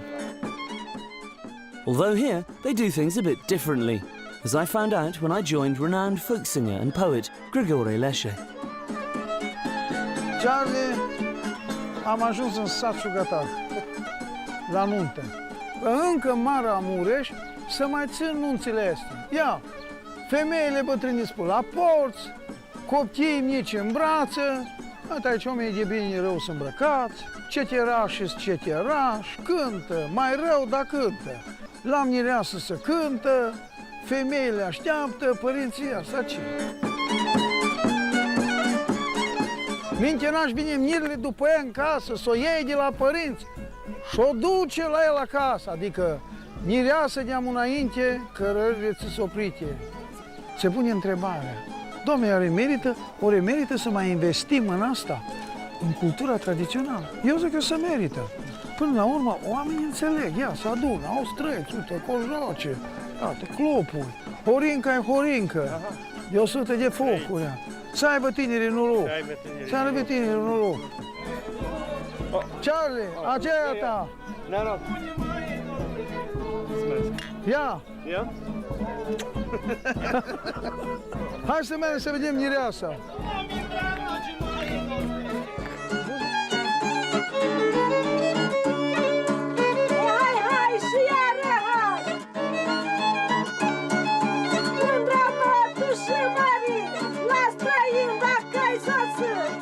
Eventually, the groom arrives with his family and the other men of the village to pick out his fiancée from the assembled womenfolk.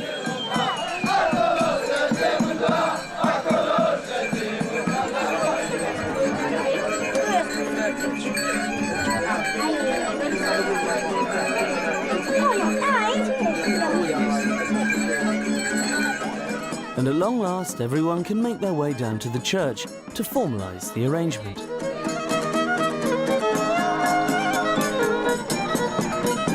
Music not only comprises a vital part of communal events like these, but it also documents and defines the place it originates from.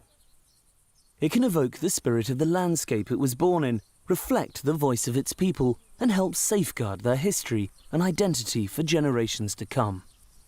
Grigore explained more as we visited the village where he grew up. Aici venim vara, venim iarna, îmi făcea săniuțe iarna, mă jucam până pomni ăștia, până copaci și hoream și mă încercam glasul. M-au auzit vecinii, până sat și opre pe mama și zicea, tu Năstăsie, tu, a tău e copilul. Am eu dar, hei, zice, da horește. Hei, că dragostile cele mari dai, da. Hai că stau în drău, stau în drău,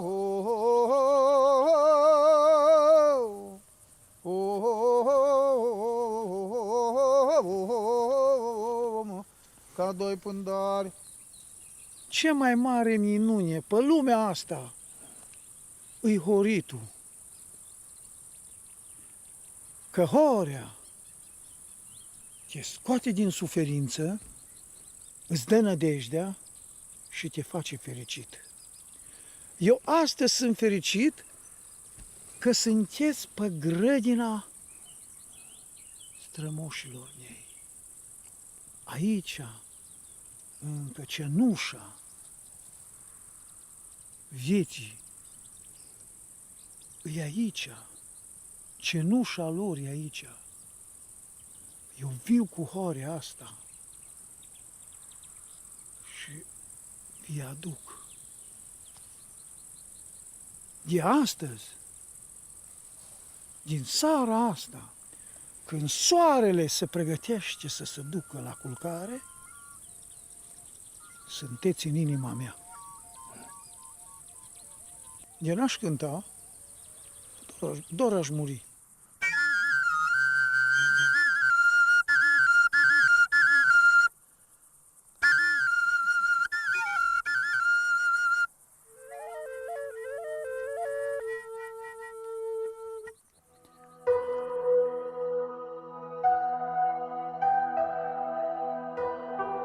The floral meadows, orchards and lush pastures of the Maramureș provide an ideal environment for apiculture. Here, bee numbers are thriving thanks to an absence of large-scale intensive agriculture and the commensurate use of pesticides and chemical fertilizers.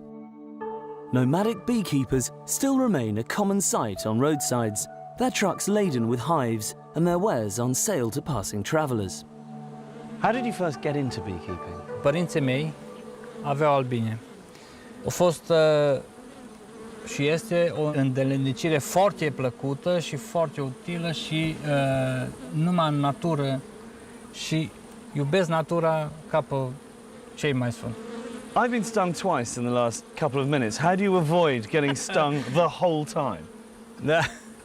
Și eu am mușcat 50-60 de albini pe zi. Foarte sănătos veninul de albine. Subțiază sângele. Primul cules e acela noi la pomii fructiferi. După aia mergem la cules la rapiță. După aia mergem la cules la salcâm. După aia ne reîntoarcem acasă la polifloră. Și după aia mergem la floarea soarelui, pe care le pregătim pentru iernat. Can we have a look inside? Da, o să vă arăt acum. Cu fum de ăsta le calmăm. Am stors acum de 2 săptămâni, acum iară să plinesc ramele. Familiile sunt puternice și este cules. Bun, să vedem, miere proaspătă, asta e băgată de azi. Acum o să gustați.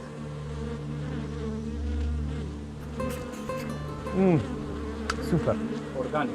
Organic.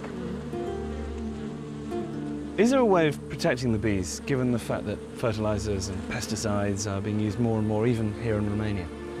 Deocamdată în România e foarte greu de a proteja albinele, pentru că parcelele de pământ sunt foarte mici și fiecare face cu pământul lui ceea ce vrea.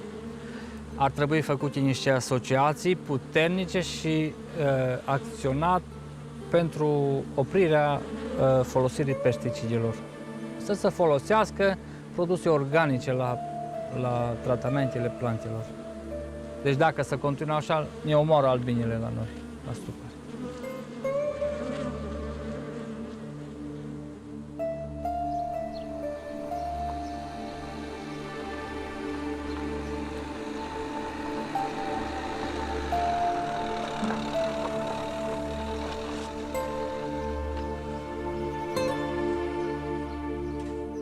In response to the march of cement culture, several organisations have sprung up to educate and train new artisans in the necessary skills to help preserve the architectural landscape of the Maramureș, like this project in the hills south of Baia Mare. Am observat că casele vechi, tradiționale românești de lemn, dispar de peste tot în țară și am încercat să facem un spațiu în care să îmbinăm nou cu vechiul. So in effect you're building a small community here? Da, practic vrem să transformăm un loc într-un loc de evenimente culturale, să aducem tineretul să învețe elemente tradiționale românești, tehnici de reparație a caselor și tot ce ține de case vechi și case noi. Along with initiatives like these, the Maramureș is waking up to the need for authentic places to stay, combining old world ambience with creature comforts. A good example is this eco-lodge nearby a spree, owned by sculptor and potter Daniel Lesh, who has rediscovered ceramic techniques dating back to the early Dacians and uses them to weird and wonderful effect. That evening I was joined by friend and singer Loredana Groza, whose reinterpretation of Romanian folk roots has inspired a new generation. It's such a pleasure. I don't know why I'm so lucky to be here with you guys. It's beautiful, isn't it? I mean, we're right in the heart of the mountains here. It's nothing like reality, you know, like seeing and touching and smelling. Smelling, talking of which. Yeah, oh, look what they have here. We have the traditional soup, Here it's a traditional dish.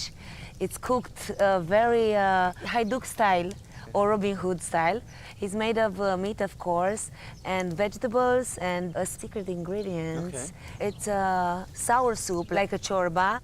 Since I was a child, my mom used to give us at noon and sometimes even at dinner this kind of chorba. It's very good because it's light and also it fills you, which is good when you have to learn, to work, to travel and to create.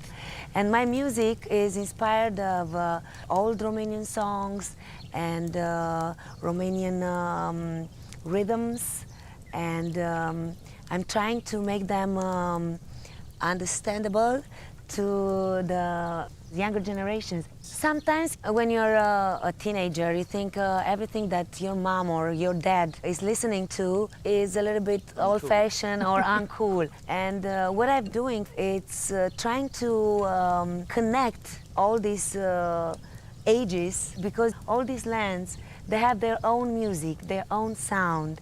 And every generation put their imagination and their soul and creativity, and we are living on the shoulders of our ancestors. As you say, you've travelled the world, and I've noticed there's something quite unique about Romanian culture. It's the way that people still embrace and treasure their past traditions and their culture and their heritage here. It's kind of a pride, I can say, but we have to make it even bigger, because sometimes when you live in paradise, you're not aware anymore of the treasure of what you're living.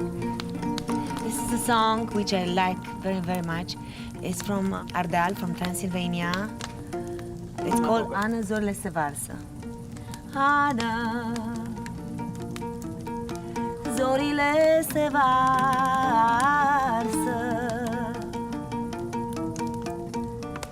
de seară mă întorc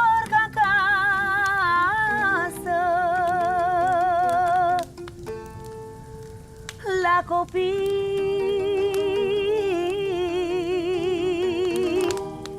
și la nevastă. O, Ana, zorile se varsă.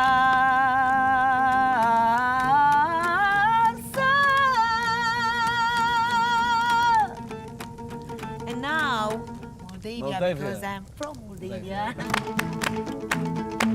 Măi, trandafiri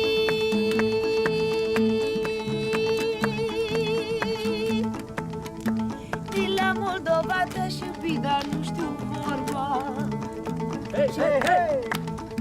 Măi, trandafiri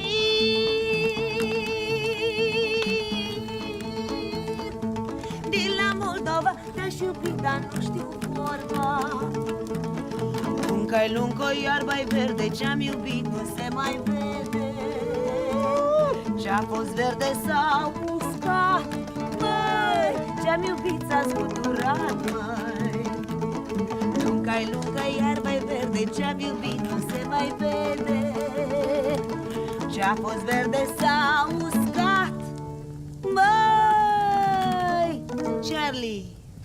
Ce-am iubit s-a scuturat, măi. For our final musical destination, the Maramureș, we deferred to famous local band Iza and Grigore for what soon became a typical Romanian knees-up, and one that lasted well into the next day.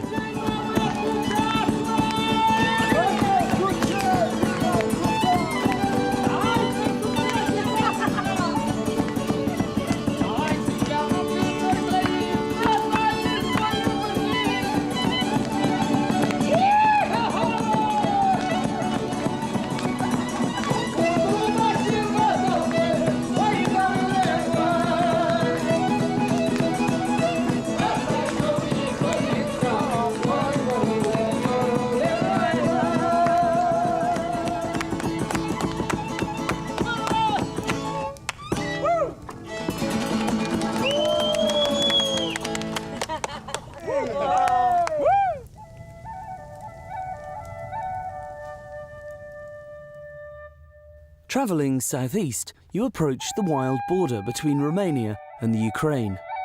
Here, in places, the forest has been heavily depleted by illegal logging. But one area now managed sustainably is the Vasa Valley, thanks in part to an expert team of rangers.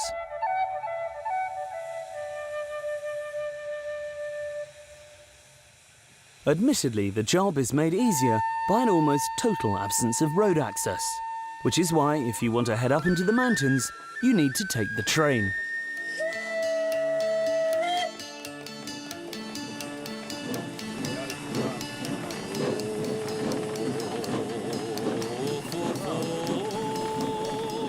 Starting from the town of Vișeu de Sus, the Mocanitsa steam engine, which used to transport lumber, provides a spectacular way to experience the wilderness without the need for a compass and walking boots.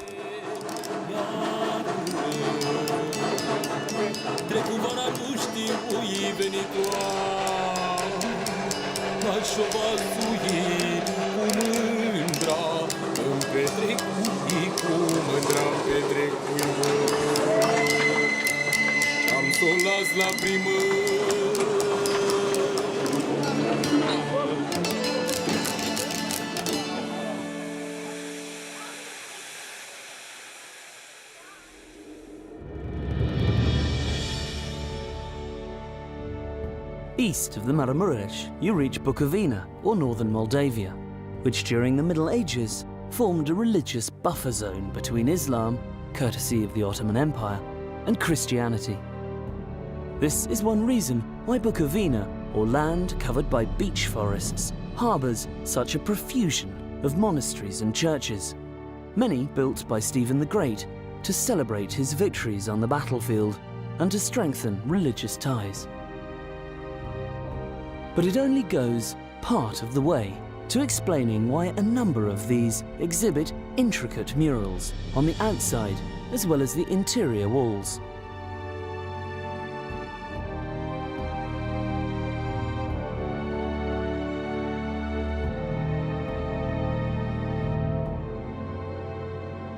The famous painted monasteries of Bukovina are exceptional examples of Byzantine art, and almost all of them have now been classified UNESCO World Heritage Sites. Ostensibly, the purpose of such elaborate frescoes was to make the story of the Bible and the lives of the saints accessible to less literate members of the community. But there are deeper spiritual reasons, as I discovered when I spoke to religious historian Father Gabriel Heria, whose local parish incorporates the church of Patraots. Our churches was built like heaven gates, not only for the people who go in every Sunday to the church. This heaven gate was built for all the people, from all the people who are here, who are around, for all the nature. And it's easy to show this if you paint church outside. But these churches are not simple museums. The greatest treasure of Bukovina are the people who live in proximity.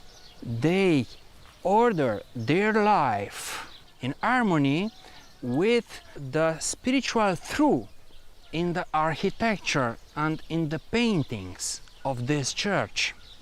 The tourists, the visitors, can learn from these people how they can speak with God.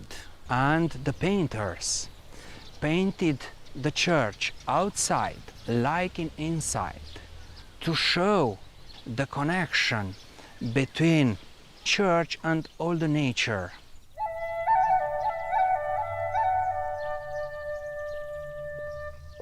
Preserving and restoring these incredible monuments is a full-time job, with a lot of the murals, both inside and out, having been damaged or destroyed by man or the march of time, as is apparent on churches like this one at Probata. Despite the protective roof that's so characteristic of all these painted churches, you can still see the effect of the elements. This is the north-facing side of the church, and here the frescoes have almost disappeared entirely. Inside, however, Probata has perhaps the best examples of medieval mural painting in Bukovina. These images have been painstakingly reclaimed by experts who labour all year round to recover the original definition and colour from walls either plastered over or simply lost behind centuries of smoke and grime.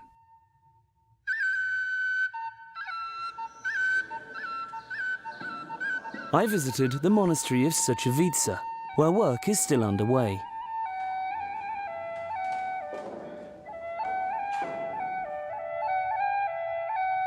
Must be a very rewarding job to watch the wall you're working on just get brighter and brighter as you reveal more of the colour. Yes, it's an amazing job, and the most rewarding thing is when you remove the scaffold at the end of your work here, and you see all the surface cleaned and finished. So it's really nice. For the moment, I'm removing the deposits of dust.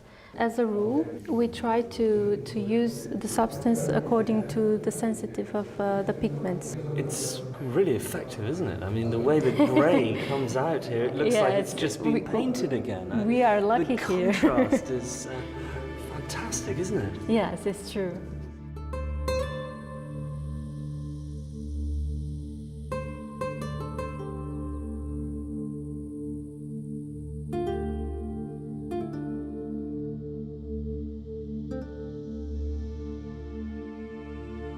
Today, the Moldavian landscape has been at least partially tamed, and some of its larger fauna lost. But one organisation is in the process of reintroducing the most emblematic, European bison, in a bid to re-establish the original balance of nature.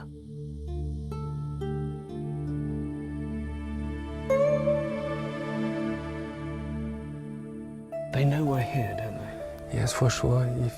If you see some cows looking to us very carefully, but it's still no danger for them because their tail move in a normal way.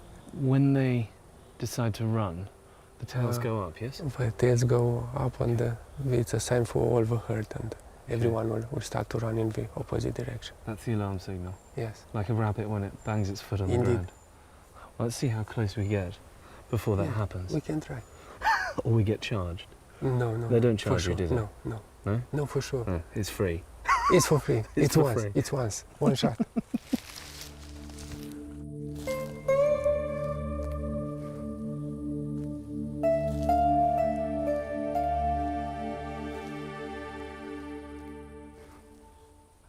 The rewilding process, I mean, will these be released into the true wild? For sure. In next spring, another 5 will Will be get into the released. wild. And you think that they will be able to coexist perfectly happily with the modern landscape, with man? Yes, especially in the areas where people are habituated to use the landscape and the natural resources in a sustainable way. It's a success story.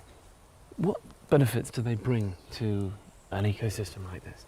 They keep the balance between forest areas and open areas. So they kind of keep the borders of the forest and the pasture Yes. as they are and separate. Yes, and because of bison, a lot of other species can live. And speaking about bugs, birds, the succession of species can be controlled in a natural way.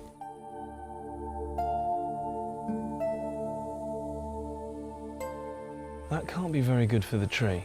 The bison just take a small strip of bark and then let the tree and go to another tree. So no problem for the tree. It is incredible. I mean, he's eating that like spaghetti. Yes, they succeed to debark to 3 or 4 meters high. Very clever. Very clever. And they simply learn.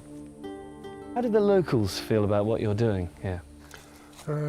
They was announced at the beginning of a reintroduction program, and it was a period of consultation, and all of them agreed.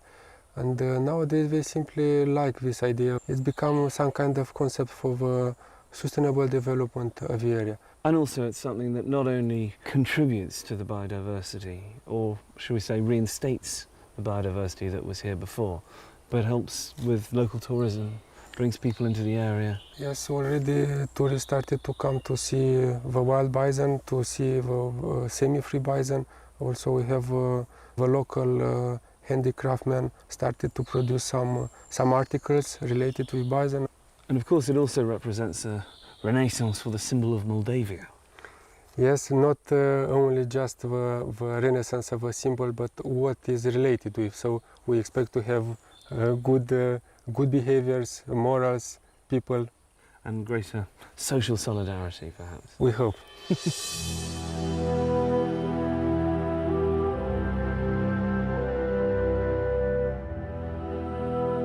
The Kalaman Mountains south of Bukovina cover an area of about 2,000 square kilometers and form a massive andesitic barrier between Moldavia and Transylvania, cradling the biggest extinct volcanic crater in Europe. Past eruptions have helped shape an otherworldly vista and make it one of Romania's most breathtaking national parks. Its signature landmark is a series of igneous pillars known as the 12 Apostles, which preside over the surrounding valleys and afford truly memorable views.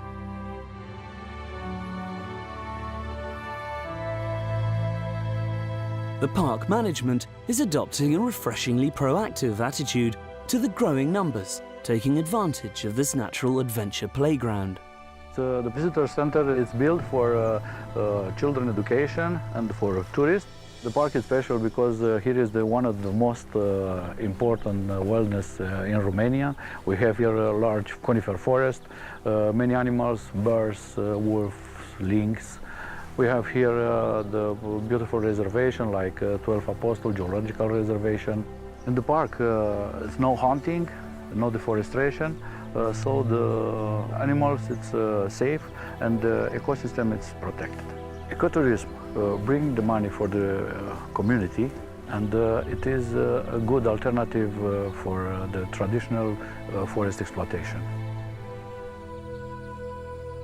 With the influx of visitors, many local people are making the transition from farming and forestry into ecotourism.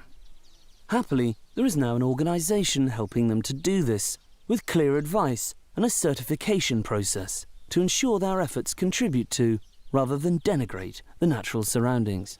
Our organization is promoting and implementing ecotourism in Romania. So we work both at the national and regional level, and we work with businesses as well. So on the national and regional level, we promote and implement the concept of ecotourist destination. It's an opportunity for local communities through ecotourism to develop small-scale businesses based on the nature and the rural culture.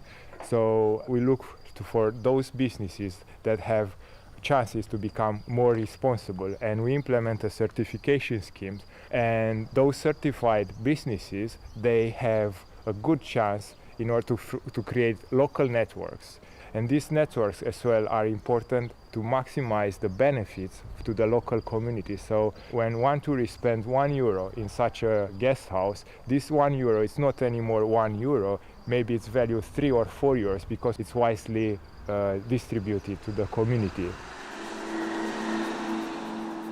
Heading south through the Bicas Gorge and over the mountains, we cross into Transylvania once again, where new enterprises are underway to exploit this rising demand for eco-friendly travel.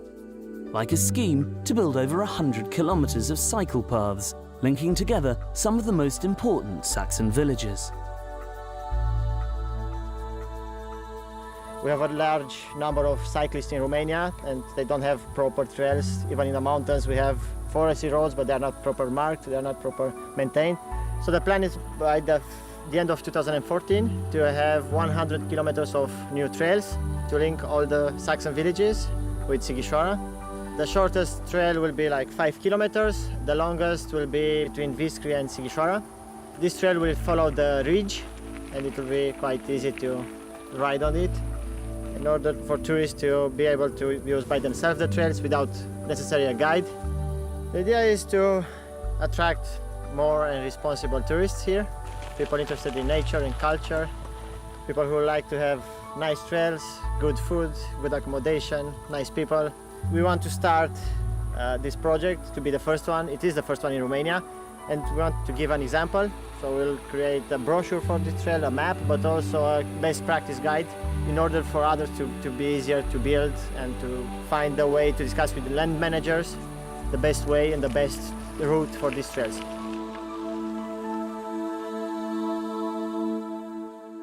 Romania is facing a crossroads. Its two greatest natural treasures, its forest and its medieval landscapes, are in danger of being lost due to uncensored modernization and illegal logging.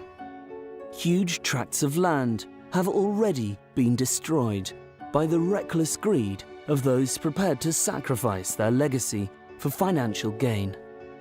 The extent of this problem can be clearly seen in and around the Fagarash Mountains. But it's not too late. There are those who are working tirelessly to save this crucial ecosystem.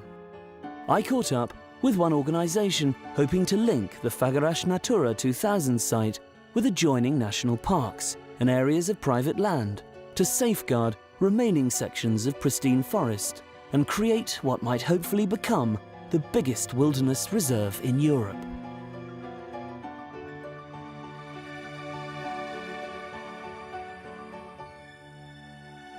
That is quite a specimen. Elm tree, yeah? Yes, it is a mountain elm.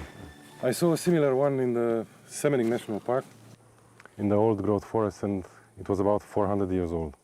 So this one probably has the same age. So this elm was quite fortunate it didn't get cut down? It was lucky because now it's part of a protected area, and it is part of the property that FCC bought for conservation. So he will live as long as he can. nature dictates, basically. As he can, yeah. Tell me, obviously, you're taking areas of land and conserving them. How does it all work? Well, 7 years ago, the group of conservationists and philanthropists got together, and they came to the conclusion that in order to save those forests here, they have to try to buy the forests. We are trying, and we are buying all the forests that are available to be bought in order to save them and to preserve them for perpetuity. And this is one of the important goals of the foundation. So the only way to really ensure that the forest is safe is to own the forest? Yes.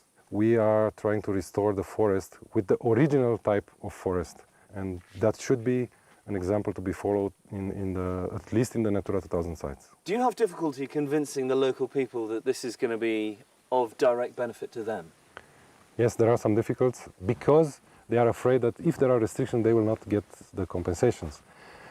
But the number of the visitors will increase a lot in these kind of natural areas. And we are not talking about visitors for ski resorts or hotels. We are talking about visitors who enjoy the nature and who enjoy wilderness.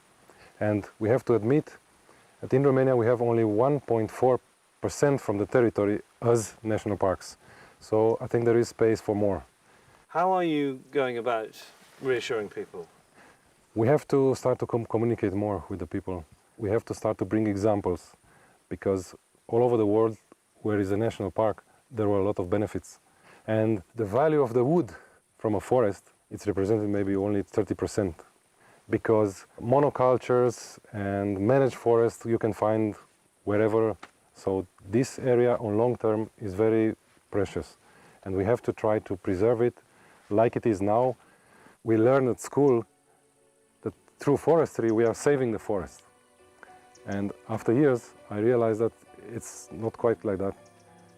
To save the forest you have to leave the nature to do its job.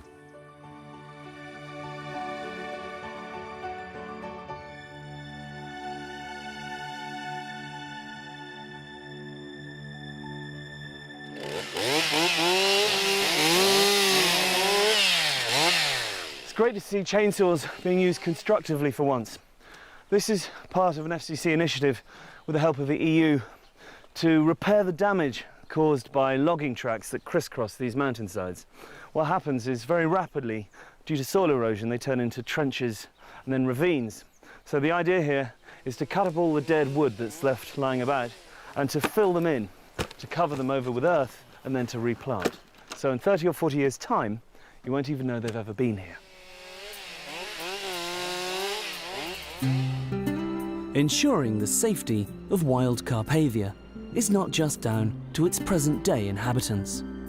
The best way to guarantee its survival is through environmental education. Sadly, something that is currently a low priority on many school agendas.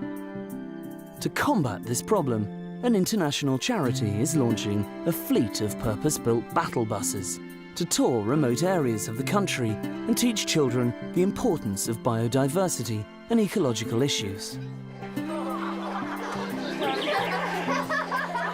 It's encouraging to see so much positive change taking place in areas like these.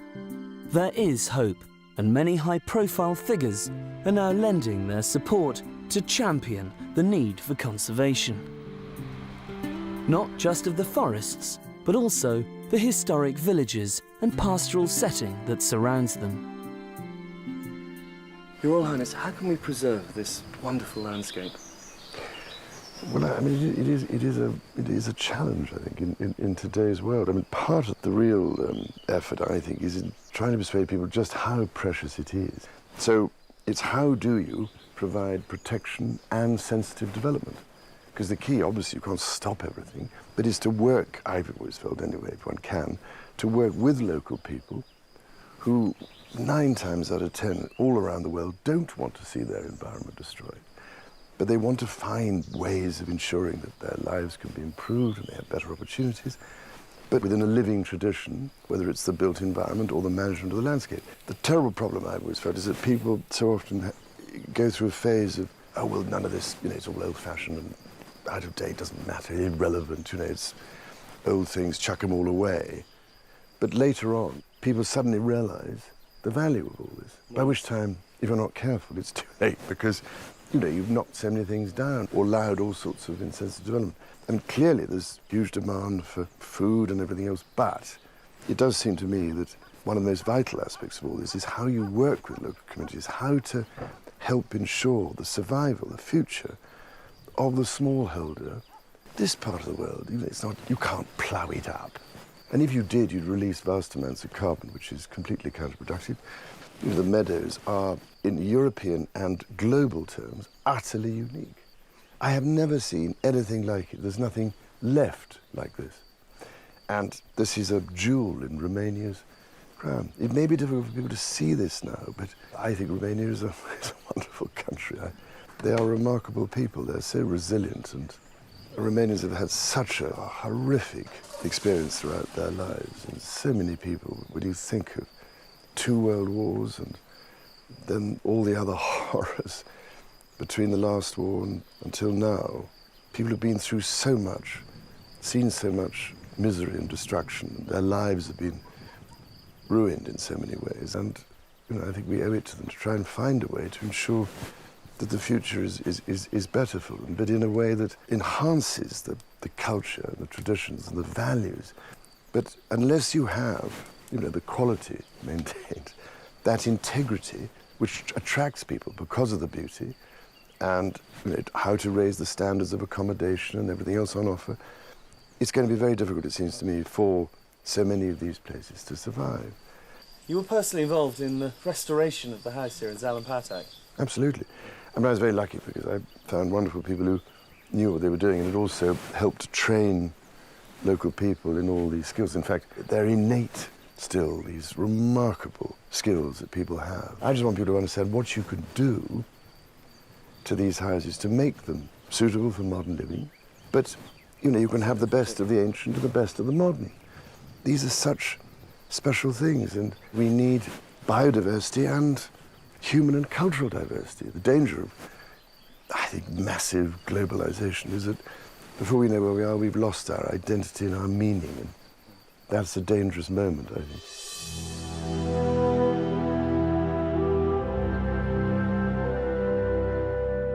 The rural communities and the forest are inextricably linked.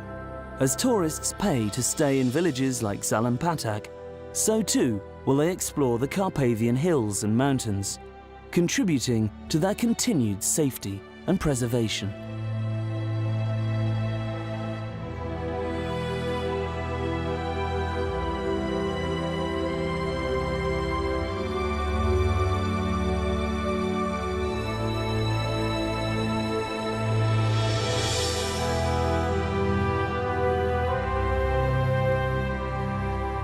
With the right approach, this magnificent wilderness could become the Yellowstone Park of Europe and bring its people a far more sustainable income than the short-term gains obtained by felling vital forest. The tide is beginning to turn and will gain momentum with every visitor that comes here to marvel at this arboreal Eden. Romania is the warden of a vast natural landscape, the likes of which the rest of us have in our greed and ignorance destroyed. Let us hope that this beautiful country and its unique people manage to do better than us, not just for the sake of the bears, the wolves, the lynx, or the thousands of other species that rely on these pristine ecosystems, but so that all our grandchildren can grow up in a future where wild Carpathia still remains one of the world's greatest natural wonders.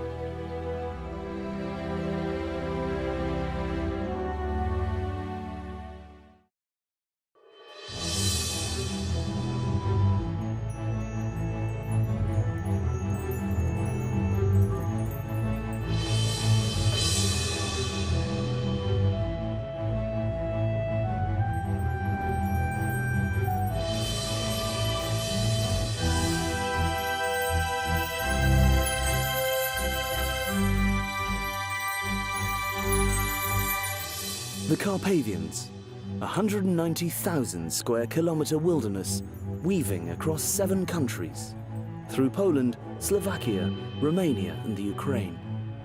This vast, untamed region is home to most of Europe's surviving large carnivores and its last great forest.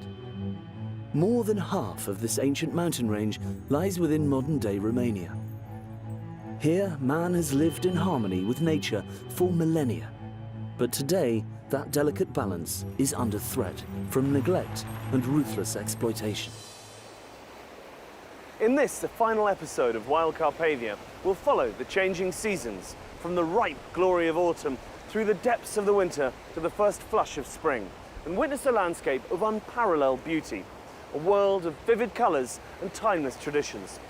We'll also show once and for all why Romania is the custodian of a priceless treasure and ways in which we can all help to protect it.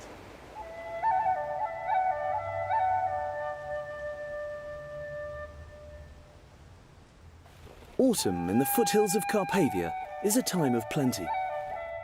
As the fruit ripens on the tree and the fields turn to gold, humans and animals race to gather everything edible before the onset of winter. These are scenes that have played out unchanged for thousands of years.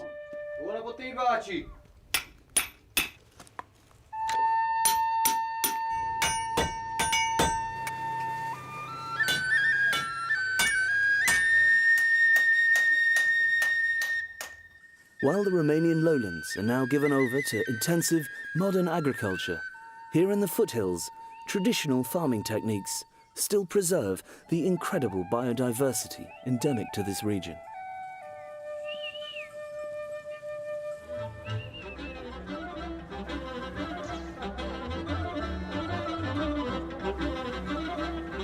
The onset of autumn is also a time for celebration, as the rich bounty of these fertile hills, meadows and forests is brought to market.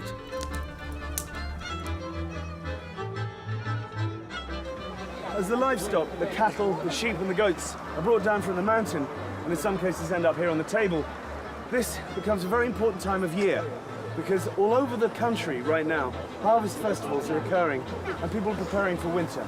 So this is the time when they bring home the bacon, quite literally.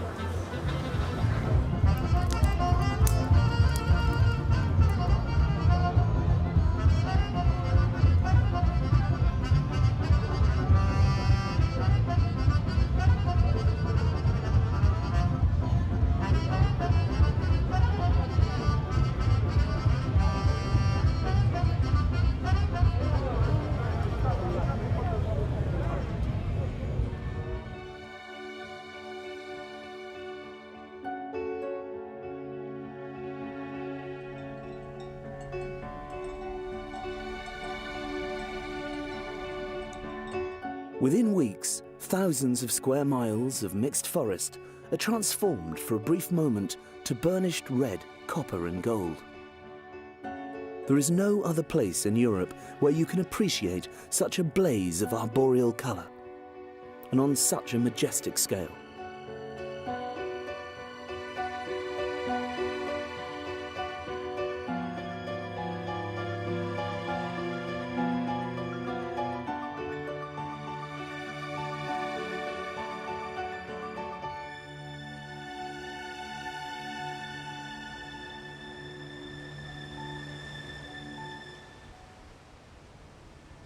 There is also no time of year when man comes into closer proximity with our rivals in the food chain.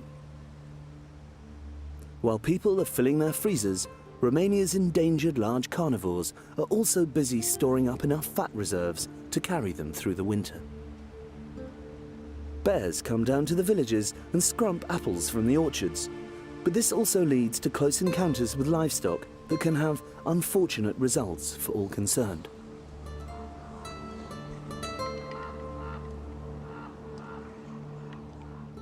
To protect both parties, sometimes bears are relocated, or if they become too domestic, then there are now several bear sanctuaries like this one in Zarnești, which provides a home for bears that have been abused as pets, or kept in captivity, or those that have lost their fear of man. Whilst none of these bears can ever be released, they do get to live out their days in spacious grounds, with natural surroundings and food on tap. The Ursian equivalent of a 5-star hotel. Small compensation, but at least safe from the further predations of man. Elsewhere, progressive hotels and eco-lodges are taking advantage of our growing fascination with Europe's largest carnivore. And places like the Mikesh estate in Zabala offer guests the chance to spot bears in the wild. With almost 2,000 hectares of surrounding forest protected from logging and hunting, Mikesh has created a sanctuary for wildlife, which is also drawing visitors from all over the world. I caught up with gamekeeper turned warden Levente, who spends his spare time shooting fauna with video, stills and a motion sensor camera. I spending many time here in the forest and making photo. And I put this camera here because I know here when it's winter, coming here down the bear and deer and stag and the predators hunting here, this area. Here I see this winter wildcat and lynx. A lynx? Lynx footprints, yes. That would be unbelievably exciting, but it's very hard to ever see lynx. They're like ghosts, Yeah. aren't they? Yes. 2 burrows there. So this would be like the front patio. Obviously it's going to start recording me now. Yes, you are the first. I'm the first bit of wildlife. Yes. Camouflage, great idea. So the batteries will last at Yes. least a week? Yes. Okay, well we'll keep our fingers crossed and see what we get. Okay. The Mikesh estate styles itself as a high-end tourist destination. With 2 existing lodges, a converted stables, a boating lake and a manor house under restoration, this is a far cry from the ruin owner Alex Chowdhury and his brother Gregor confronted when they first had their property restituted in 1998. The castle and surrounding forest has been in the family for generations prior to the communist regime, but only in the last few years have they been able to open their gates to the public. These possibilities in tourism, they were never there in this extent. Nowadays, we are talking about having sustainable tourism on our property, every property. This was never possible 50 years ago here in this country. It's the first time it's possible, and I think this is a future scenario. Everybody's owning a piece of forest, everybody's owning a piece of land, everybody would have a farmhouse. So you have capacity here, you have everything here you need to start up a business like this. And this would be my most beautiful scenario. You have the Provence, you have Tuscany. This could become a very interesting, well-known European tourism destination.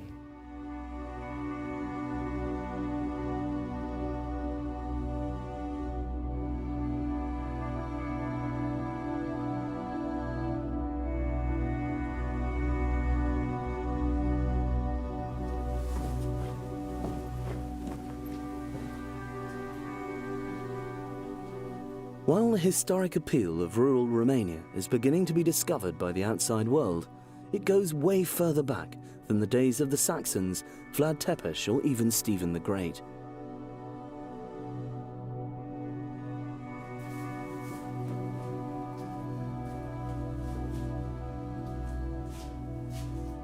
Civilizations and cultures have existed here for millennia, and evidence of early Neolithic settlement can still be seen in the hills above Kolts.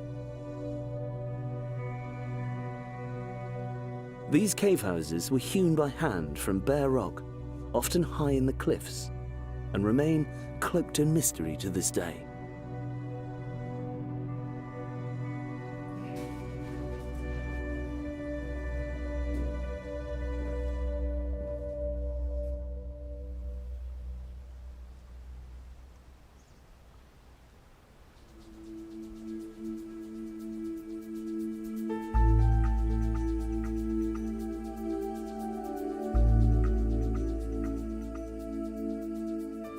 But it is still the appeal of the forest and a chance to reconnect with nature that is drawing people to this part of the Carpathians. While many areas are being ruined by the spread of cement and concrete culture, there are more and more projects that are trying to harmonize with the surrounding landscape. Take this treehouse complex near Predal, which has appealed to so many people it's often booked for months in advance.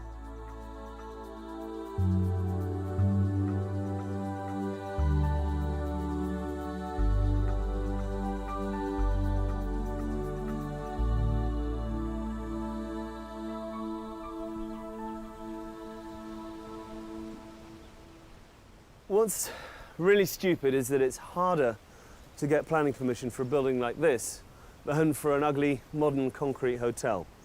When these tree houses were first constructed, the local authorities insisted they were taken down and imposed a fine. It's only because they managed to get them redesignated as a temporary structure that they're still here.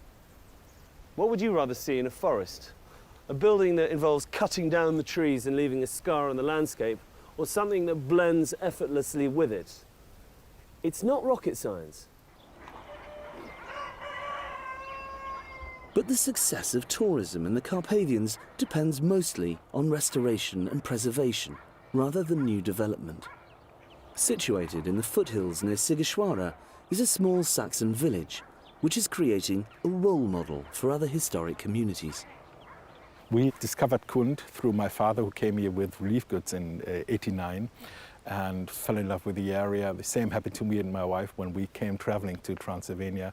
We decided to sell our property in Germany, move here, and to set up a small guest house. When we bought the first house here to turn it into a holiday home, the people in the village thought, well, this looks like a nice idea. They also had homes they renovated for guests to come. We were letting them out for them. And for us, it was a great way to be integrated in the community and also to bring a little bit of prosperity to it. It worked tremendously well, and 4 years later, we decided on building and opening a small restaurant in the village. What changes have you noticed in the community since you first moved here? Well, I think the most striking change is the composition of the village. People have started to move back into the village. More younger people are staying here now. By being able to offer jobs to people, the community is remaining intact, so people are not leaving. In neighboring village, we are seeing this trend.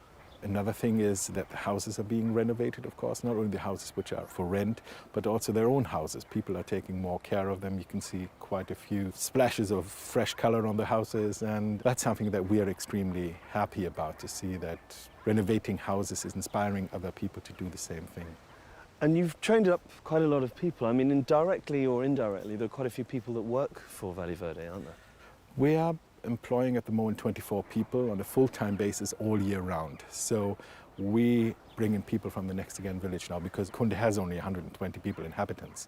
The success of a location like this also depends on the range of activities it offers, like truffle hunting, for instance. This and similar culinary-related adventures have made Valle Verde a popular destination, particularly with gastronomes. We have a very international clientele, about 50% Romanians, 50% of foreigners.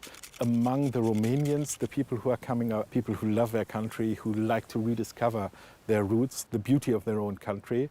Foreigners are looking for the last unspoiled wilderness in Europe. What's the secret? I think there are some key factors. First one is authenticity, not doing something that doesn't belong into the area. We love that village. This is why we're here. We don't want to turn it into anything else. It's not meant to be like a Mickey Mouse resort or something like that. The second point for us was Romanians have a wonderful personal hospitality. We managed to develop that element to transform the personal into the professional side. I think that's another very important thing. And education, education, education.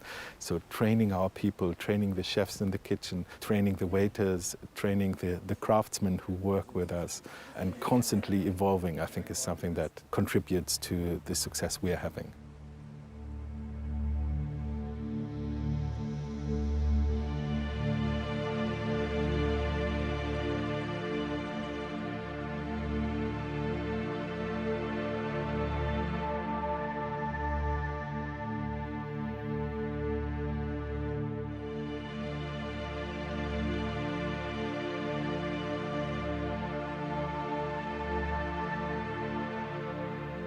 Winter transforms Carpathia into a different world. Temperatures here regularly drop to as low as -25, and for man and animals alike, staying warm and well fed is vital for survival. For these bison, a species hunted to extinction hundreds of years ago, but now happily back in several regions across the country, some extra help is still needed through the coldest months.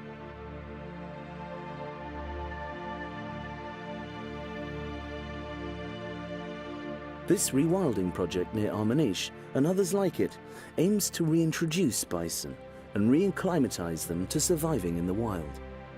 It is hoped that their presence will further enhance biodiversity and help regulate forest and alpine pastures.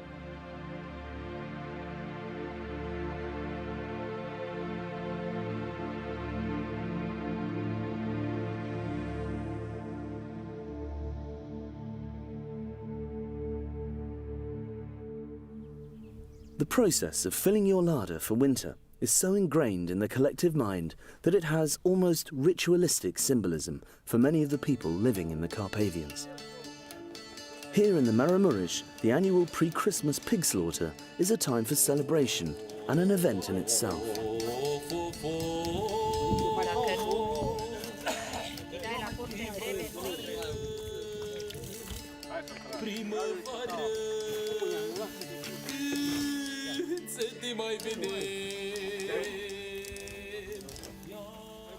So Mariuka, this is a pagan tradition originally, isn't it? Yes.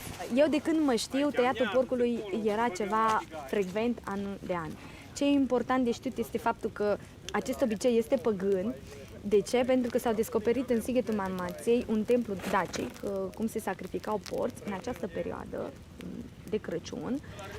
Era, de fapt, sacrificarea adunată și dată, închinată zeilor.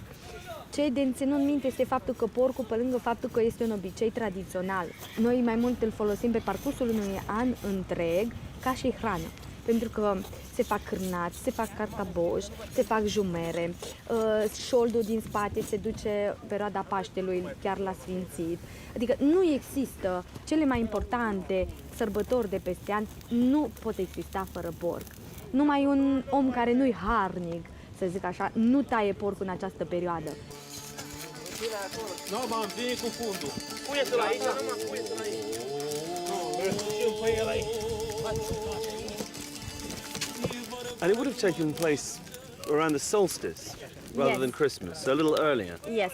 Deci se taie în solstițiul de iarnă. De ce? În primul rând pentru faptul că avem nevoie de o perioadă mai răcoroasă, avem nevoie de sprig pentru ca să nu se strice carnea. Iar pe lângă asta, ca să stea la afumat într-un mod tradițional, ai nevoie de o perioadă rece și de fum efectiv care să urce pe el. Atunci trebuie să fie o perioadă rece afară. O să vedeți dacă o să ajungem și la perioada când se urcă cârnații și se afumă în mod tradițional, o să vedeți că ei stau efectiv agățați pe o singură botă. Dacă e cald afară, ei se strică.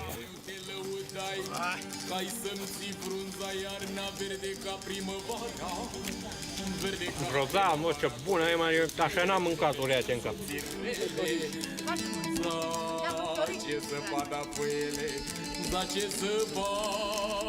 O, ce șod avem de pași, mănii. Una zi bun. Așa, că pe să-l punem până la Paști, nu umblă nimeni la el.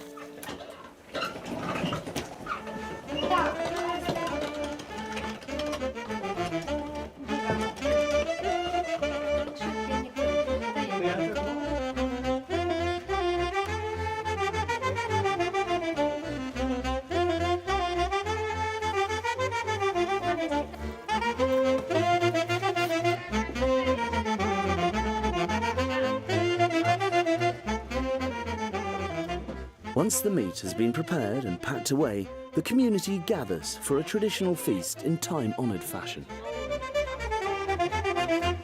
I think this is something that we've lost in Western Europe society.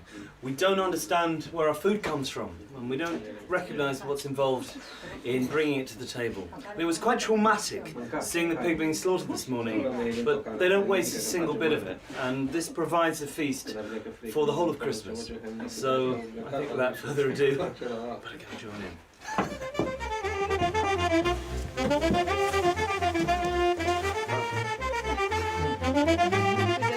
Thank you.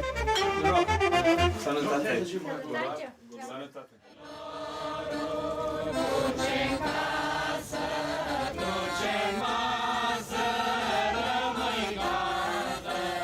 Christmas in Romania is celebrated with a bit more gusto than in many other parts of Europe. The need for warmth, food and friendship to help get you through the Siberian conditions has sustained a close sense of community, and towns and cities across the country compete for the brightest and most colourful festivities.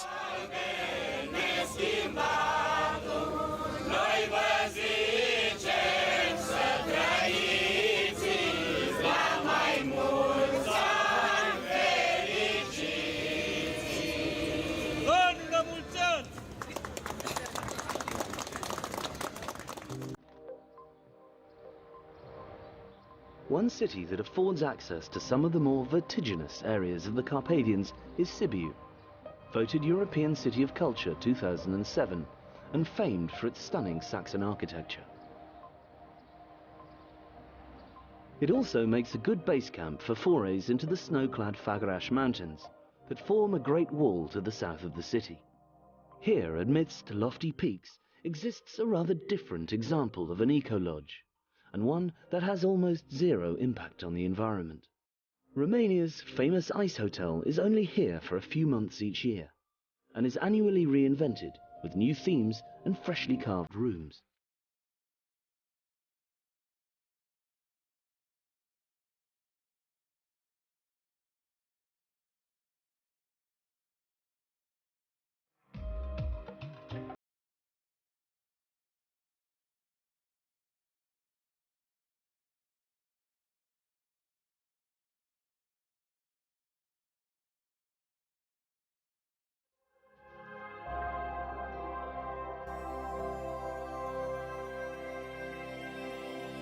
Other parts of the Carpathians are less accessible during the snowy months and demand more than a sturdy pair of boots and warm clothing.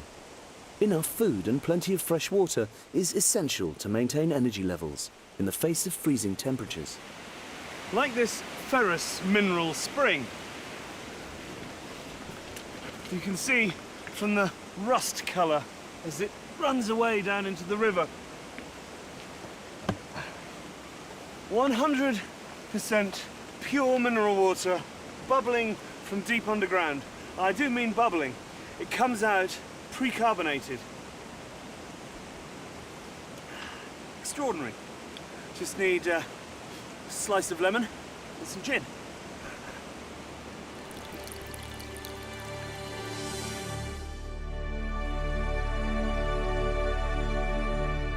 The risk of avalanches can also make hiking a precarious pastime. However, the rewards justify the extra trouble and research needed. And against the brilliant white backdrop, there's always the faint possibility of spotting a predator or two. Although the Rodna Mountains are purportedly teeming with wolves, when you get up here and see the scale of this national park, you realise it's a bit like looking for a needle in a haystack. Admittedly, a very beautiful haystack. I think that's the point. It's the journey that matters. I'm just lucky to be here.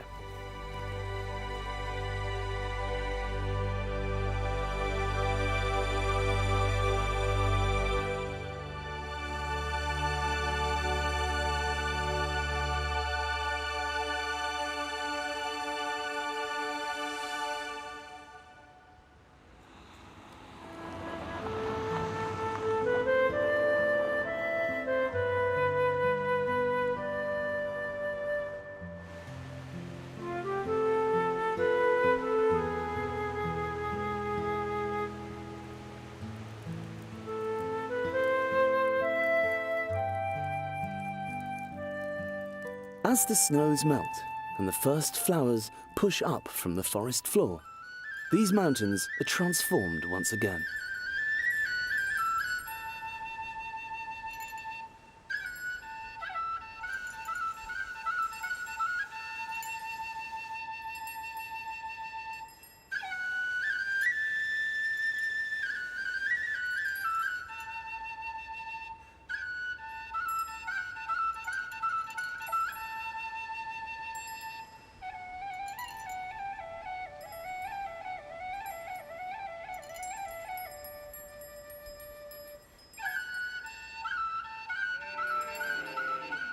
It's time for the shepherds to saddle their mules and drive their flocks back up the mountain in search of fresh pasture and lush alpine meadows.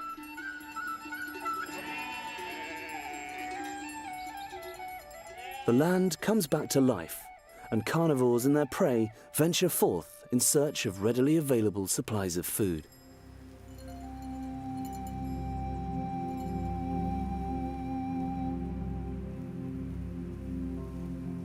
The European brown bear, despite official statistics, is a species in decline. Legal and illegal hunting and the destruction of their habitat could mean that in a few generations they will be extinct here as they are in most other countries.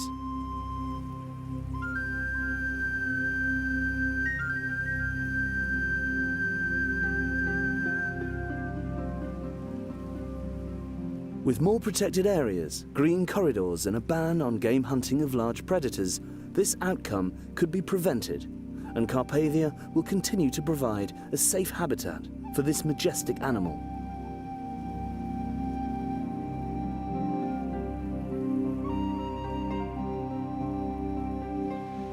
With temperatures rising, it was time to return to Zabala and see if Levente had been having any success with our camera trap.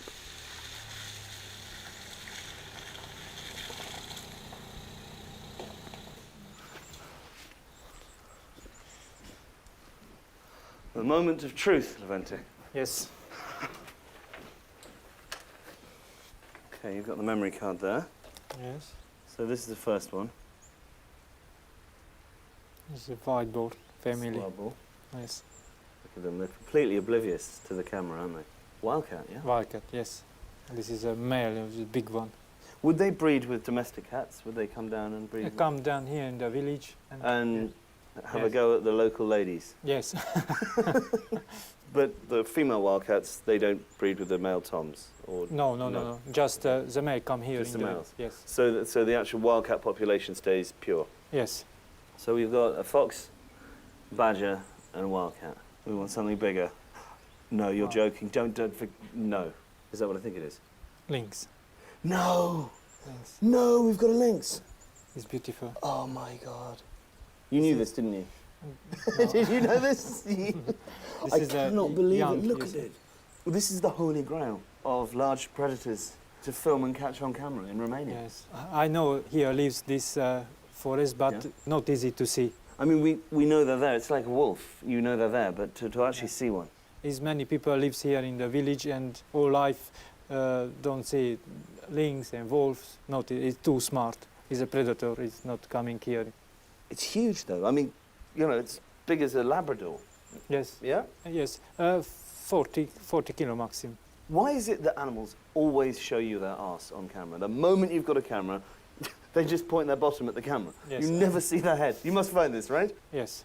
Come on, turn around, turn around. No, don't leave. Look, bit of chin. Oh, that's so frustrating. But it's amazing we've got him. Yes. This is the thing about the Carpathian forests. You know, they're so dense and so extensive. And they're full of wildlife, but very often you never see it, but you know it's there. Yes. And we need to keep it that way.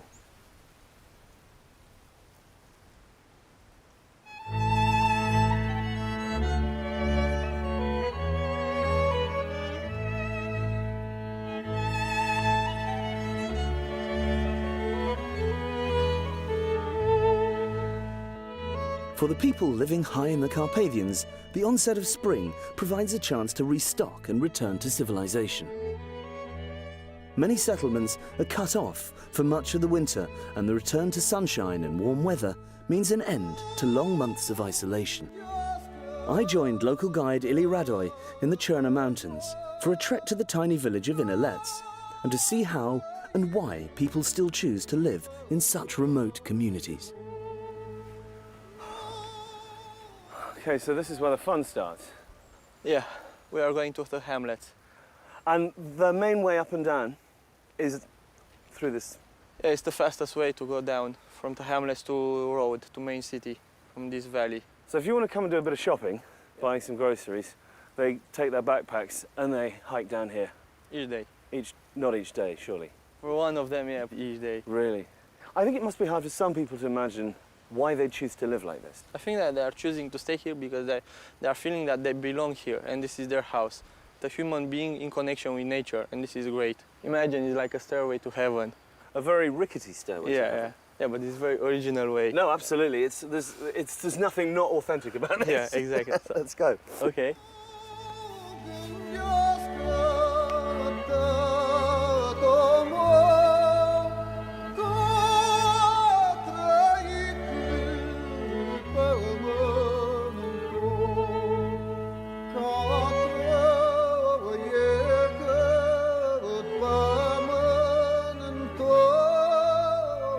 Shafa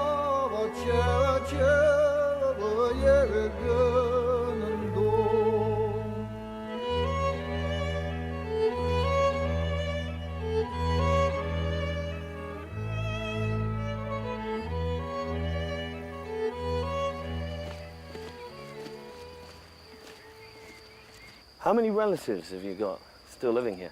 Almost 20. Really? They are relatives from my grandfather. Just in Aletsa or in other villages around the area? Around the area, the whole village.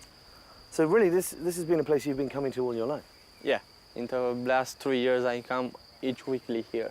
Not a bad job bringing people up here for a living. No, it's great. It's great to come here weekly. I feel full of energy. I like to come here and to enjoy the nature, the view, the food and the people. The people have different values than in the city, big city. So this is the school. And in 2015, they have 50 years of learning here. How many children? Now there are almost 20 here, but at school there are 4. So the other kids get school down in the town? Yeah, or they are much bigger. We have 4 children and 4 computers. 4 computers? Yeah, they are online. So they've got the internet here as well? Yeah, of course. They are just like in a private school here. and presumably they get very good education because there's only 4 of them. So the teacher gives them the full attention. Exactly, this is good. How does the teacher get up and down? She's coming now, she's a teacher, and she's coming Monday and leaving from here Friday. Okay, so she actually sleeps in the school? It's a boarding school? Yeah. It's a little boarding school. Yeah, exactly. It's great. Alo, sărămâna! Bună ziua, bună ziua, bună ziua! Mulțumim! Ce faceți? Hai să vă pup! Am venit acum cu prieten, cu Charlie. Mulțumim! Îmi pare bine? Îmi pare bine că Mulțumim! Mulțumim, mulțumim! frumos! Intrăm, mergem, Tușo, după duntale? Da, mulțumim, mulțumim, Tușo! So, how long have you lived here?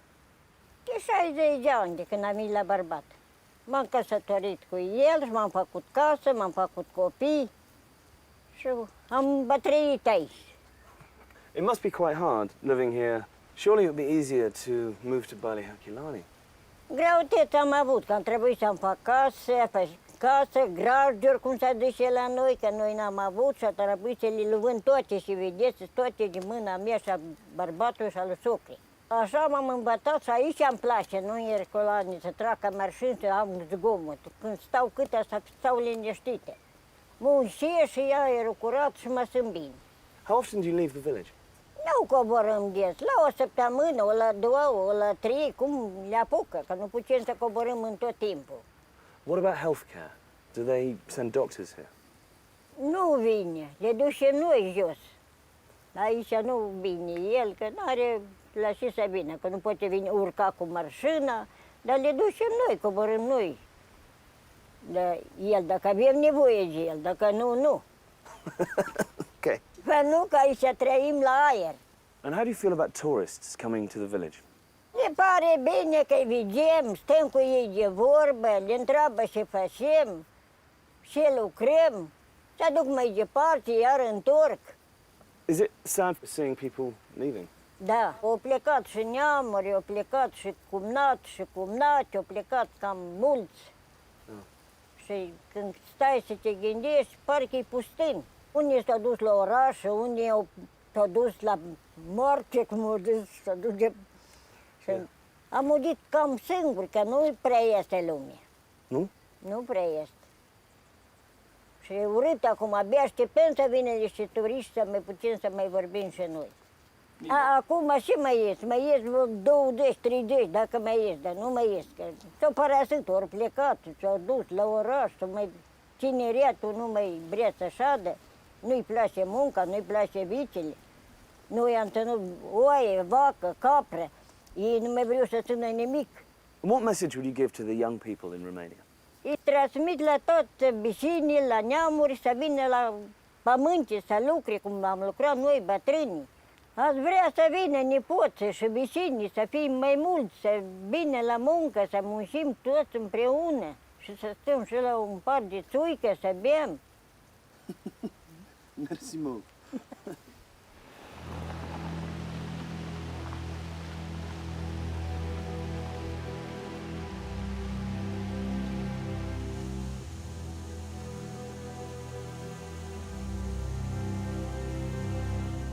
The prosperity of rural communities also has a direct effect on the environment. A healthy revenue from tourism means there are fewer incentives to make money from less sustainable activities. Despite its seemingly pristine wilderness, Romania currently loses nearly 10 million cubic meters of forest illegally every year. And while more and more people in the country are waking up to the decimation of their natural heritage at the hands of big Western companies, the rate of destruction is still growing.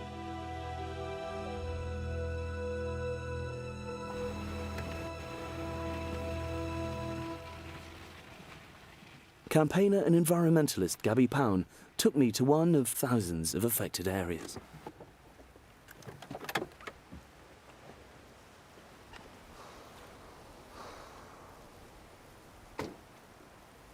That's astonishing, Gabby. The whole mountain has been erased from the bottom of the valley to the top of the mountain. And that's completely illegal, isn't it? Absolutely illegal. It's a 35.4 hectares of forest being clear-cut in a couple of days, far away from people's eyes. Nobody knew what is going on. Nobody could hear the chain, so it's way too far from any human settlement. Yeah. It's so bad that there cannot be natural regeneration. Even if you try planting, the chances of success are very, very low. And you can see where the soil erosion is already it's all coming kicking down. in from the logging truck. It's going to be landslides. It's too big. It's all coming down. Yeah. I think we should try and get a closer. Let's take a close look. Yeah.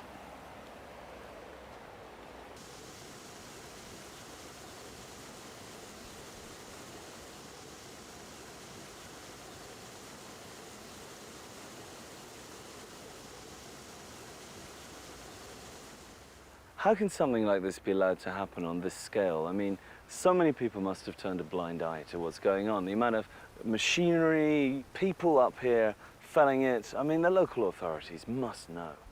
It's not just local authorities. We have very poor legislation. As it is very complicated. Our controls are very weak. Sanctions are nothing. Those guys can be fined, but they will still exist, and they will cut the next day in another place.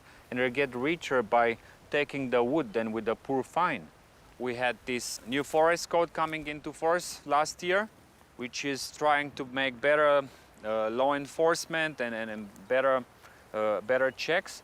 But, you know, these forest thieves, they are very creative. The hunger of huge sawmills, of multinational corporations, which are so greedy they can eat up of 3 million cubic meters wood per year. We take pictures, we take footage, we collect scientific data, technical data from the field. We bring it to the media, we bring it to the authorities, and we push for better legislation and better enforcement. Surely, you know, if you're disrupting business to a certain degree, they can make you disappear. Corporation greed has no limits. They tried to kill me, and not once. Imagine a real situation when I was just taking a picture, starting to document an area, and suddenly a bunch of huge thugs came and started to kick and punch to kill. I was lucky with the diversion that I could manage to run away with a cracked head and broken ribs. So running away saved my life, because we are non-violent. We will never react, but they had so much anger. I guess you've got to kind of be careful where you're going now and raising your head above the parapet. Yes, but how can I go to sleep when I know that it's still happening? I know exactly what we have to lose. Europe lost most of its wilderness. This is not an issue of Romania anymore. This is an issue of all Europeans and global citizens. With all this destruction, the country is still the shelter for most of the virgin forest in the whole Europe. So I'm fighting for that. I will not go to sleep. I will have no rest until we save more of it. Besides its ecological wealth, the Carpathian mountain range is perhaps the last region in Europe with an enduring historic legacy. Although this is changing fast. Places that could become beacons for cultural tourism are compromised by a rash of concrete and cement. Writer and campaigner William Blacker, among many others, is fighting to protect Romania's best preserved villages from the rise of termite tourism. William, when did you first come to Romania? I came in January 1990, about 2 weeks after the revolution. I'd never been here before. I hadn't the faintest idea what I was going to find. I'd read a certain amount in the newspapers before I came about the revolution, and also previous to the revolution, there had been in the British newspapers a lot about the destruction of historic villages. The reality that I found was very, very different. In fact, I found this great treasure trove of traditional buildings, all beautifully preserved, being lived in and used as they always had been. Today, that's obviously changed quite a bit. Yes, things have changed. A lot of houses have been destroyed, and that's, I think, is very sad. I mean, obviously that things do need to progress and people need to modernize their ways of life, and I think it would be extremely sad for Romanians in the future if the history of the country is destroyed and then they suddenly wake up and realize what they've done and it's too late. But how does one go about protecting these communities? Well, I don't think it's impossible to create hotels and guest houses which are in keeping with the local architecture. I mean, a lot of the things which the foundations that I work with are doing very much go in that direction, trying to persuade people to fit the buildings that they have and the architecture they have into the capabilities of creating rooms for people to stay in. Tell me more about the work that you're personally involved in, with the charities you're working with, protecting the buildings and the architecture. And we have a tile and brick kiln in the village of Apos near Agneto, which is a great success. It produces traditional handmade tiles and bricks, and they make a profit. Up until now, it was quite difficult to get these due to the competition for all the modern factories producing uniform, cheap tiles. All the old kilns had closed down. But actually, the funny thing is that you can actually produce the traditional ones at just about the same cost as the industrial ones. And they are the ones that, if you want to do this work in historic conservation, you have to use the traditional handmade tiles. So, William, what is it you like the most about Romania in Romanian, please? In Romanian? Ce-mi place cel mai mult? No, o viață liniștită, peisajul, pădurile, satele tradiționale, viața tradițională, o comunitate, o viață între oamenii care nu mai prea avem, nu avem același lucru în Anglia.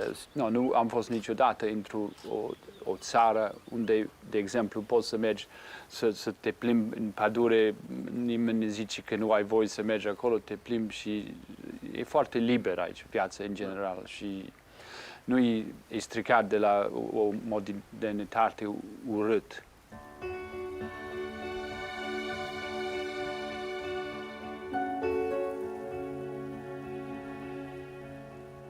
Every year, spring in the Carpathians brings a steadily increasing number of cultural travellers who flood here to marvel at the beauty of the wild flowers and to stay in traditional comfort. En route to the still timeless allure of the Saxon villages, it's worth stopping off for a spell in the ancient city of Brașov to explore its architectural marvels, like the Black Church, its medieval fortress,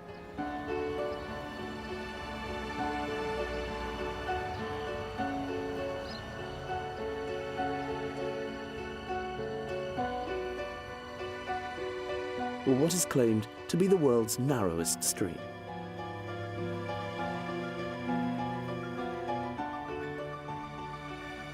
What also makes Brașov unique is its uncompromised proximity to a national park. In a matter of a few yards, the city finishes and the wilderness begins.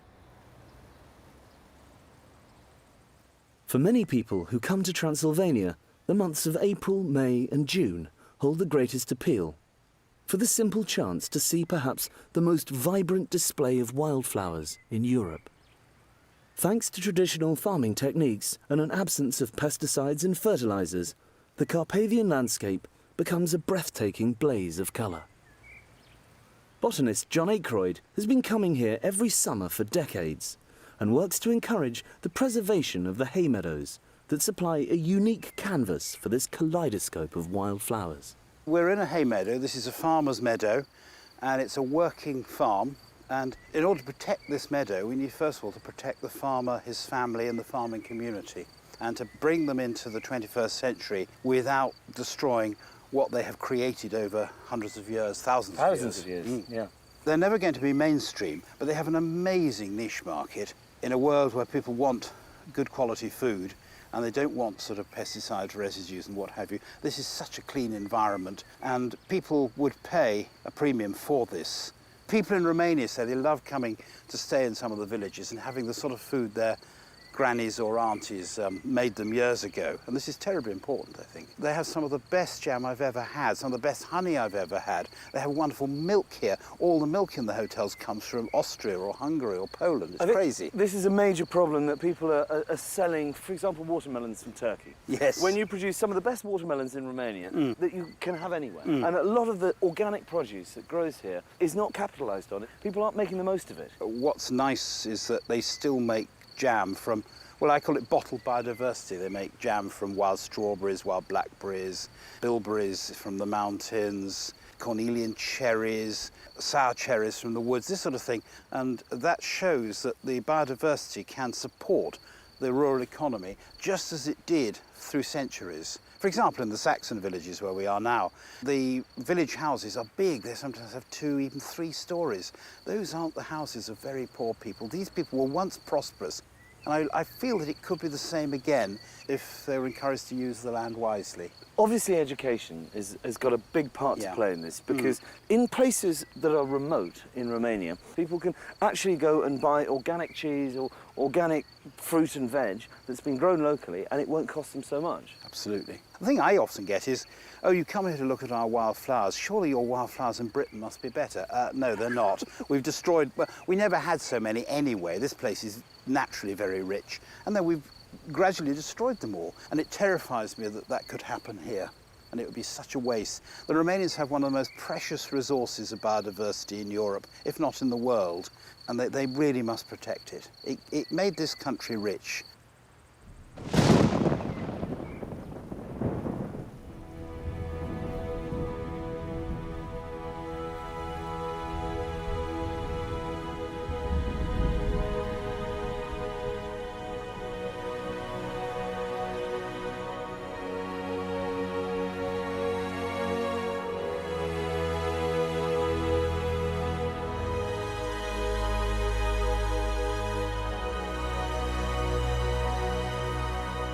Carpathia provides a habitat for over 2/3 of Europe's wolves and bears.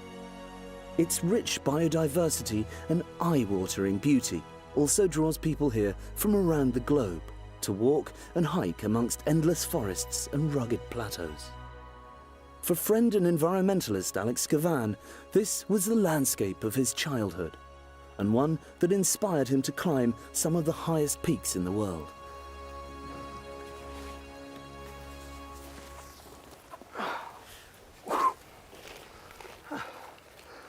That was a nice climb. Yeah. Gentle, but very beautiful. Want some water? No. Got nurses. Oh my God. Do you want a beer? No, I'd love to join Charlie on this, but I'm on training. You're in training. I think I'll stick to my water. As you can probably tell, I'm not in training, so Yeah. cheers. No rock. Talking of bears, have you had any close encounters? I think I met bear maybe 30 times in the wild. A couple of years ago, after a difficult winter climb in Bucegi with one of my friends, we were at a restaurant in the upper Sinaia, and mother bear with her 3 cubs, they were coming close to the restaurant, you know, to look for the garbage. What I did was to throw stone in At their the baby direction. bears? Yeah, exactly. Why? Because if they get to be too familiar with humans, after they grew up, this will be a big danger for them. There are a lot of people complaining by the damage the bears in Romania and the wolves are doing to the grazing sheep, for example, in the mountains. But you know, comparing with the numbers of these animals, the damage they are doing to the livestock, it's minor. I mean, for you as a Romanian state to just compensate these people who lose the animals, it's nothing comparing with the treasure of this wildlife still being there, you know. I think also they need to make it easier for the shepherds, for example, who lose their livestock to get compensated, because many of them can't fill in the appropriate forms, they don't know how to do it, so they get more shepherd dogs instead, which means that then there's impact on the bear numbers and baby bears. Exactly. And this escalates. Yeah. You know, I don't want my children to only see bears at the zoo or in the books. I mean, it's great when we get to the base of the forest, you know, we have big chance then to see a bear. That is something extraordinary. The problem is they're losing their habitat, as we both know, at 3 hectares an hour. Yeah, exactly. The rate of deforestation in Romania is dramatic, and actually increased in the last years from like 30 cases like 4 years ago to almost 100 cases of illegal logging recorded per day last year. You know, according to an environmental investigation agency report, around 60% of all the wood that comes out from the Romanian forest is illegal in one way or another. So this is huge, I think. Do you think the future's green for your great-grandchildren? I mean, do you think they'll be able to sit up here and look out to the far horizon and just see forest? That's a good question. And as you know, I am an incurable optimist. You are. Yes, but in order for this green future to be a reality and for us to succeed, we must realize, us as a country, us as mankind, that the forest is not timber, the wildlife is not game, and for us to succeed, we must not be few. As the frantic bloom of spring relaxes towards summer, the wheel of life comes full circle, and we reach the end of our journey.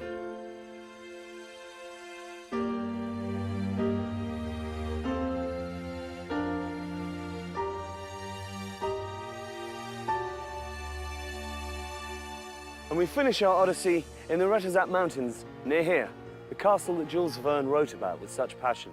Because life is an unfolding story, and each year the story repeats itself. It becomes a little less colourful. There's fewer species and less of the natural world remains to celebrate it. So it's down to us. We can pressure the authorities to do more to protect Romania's natural and cultural resources, and to curb the efforts of big business to exploit its precious heritage. We can choose long-term prosperity over short-term gain, and safeguard this fragile paradise for future generations. Or we can fall into the same traps as the rest of Europe and destroy the very things that make this country unique.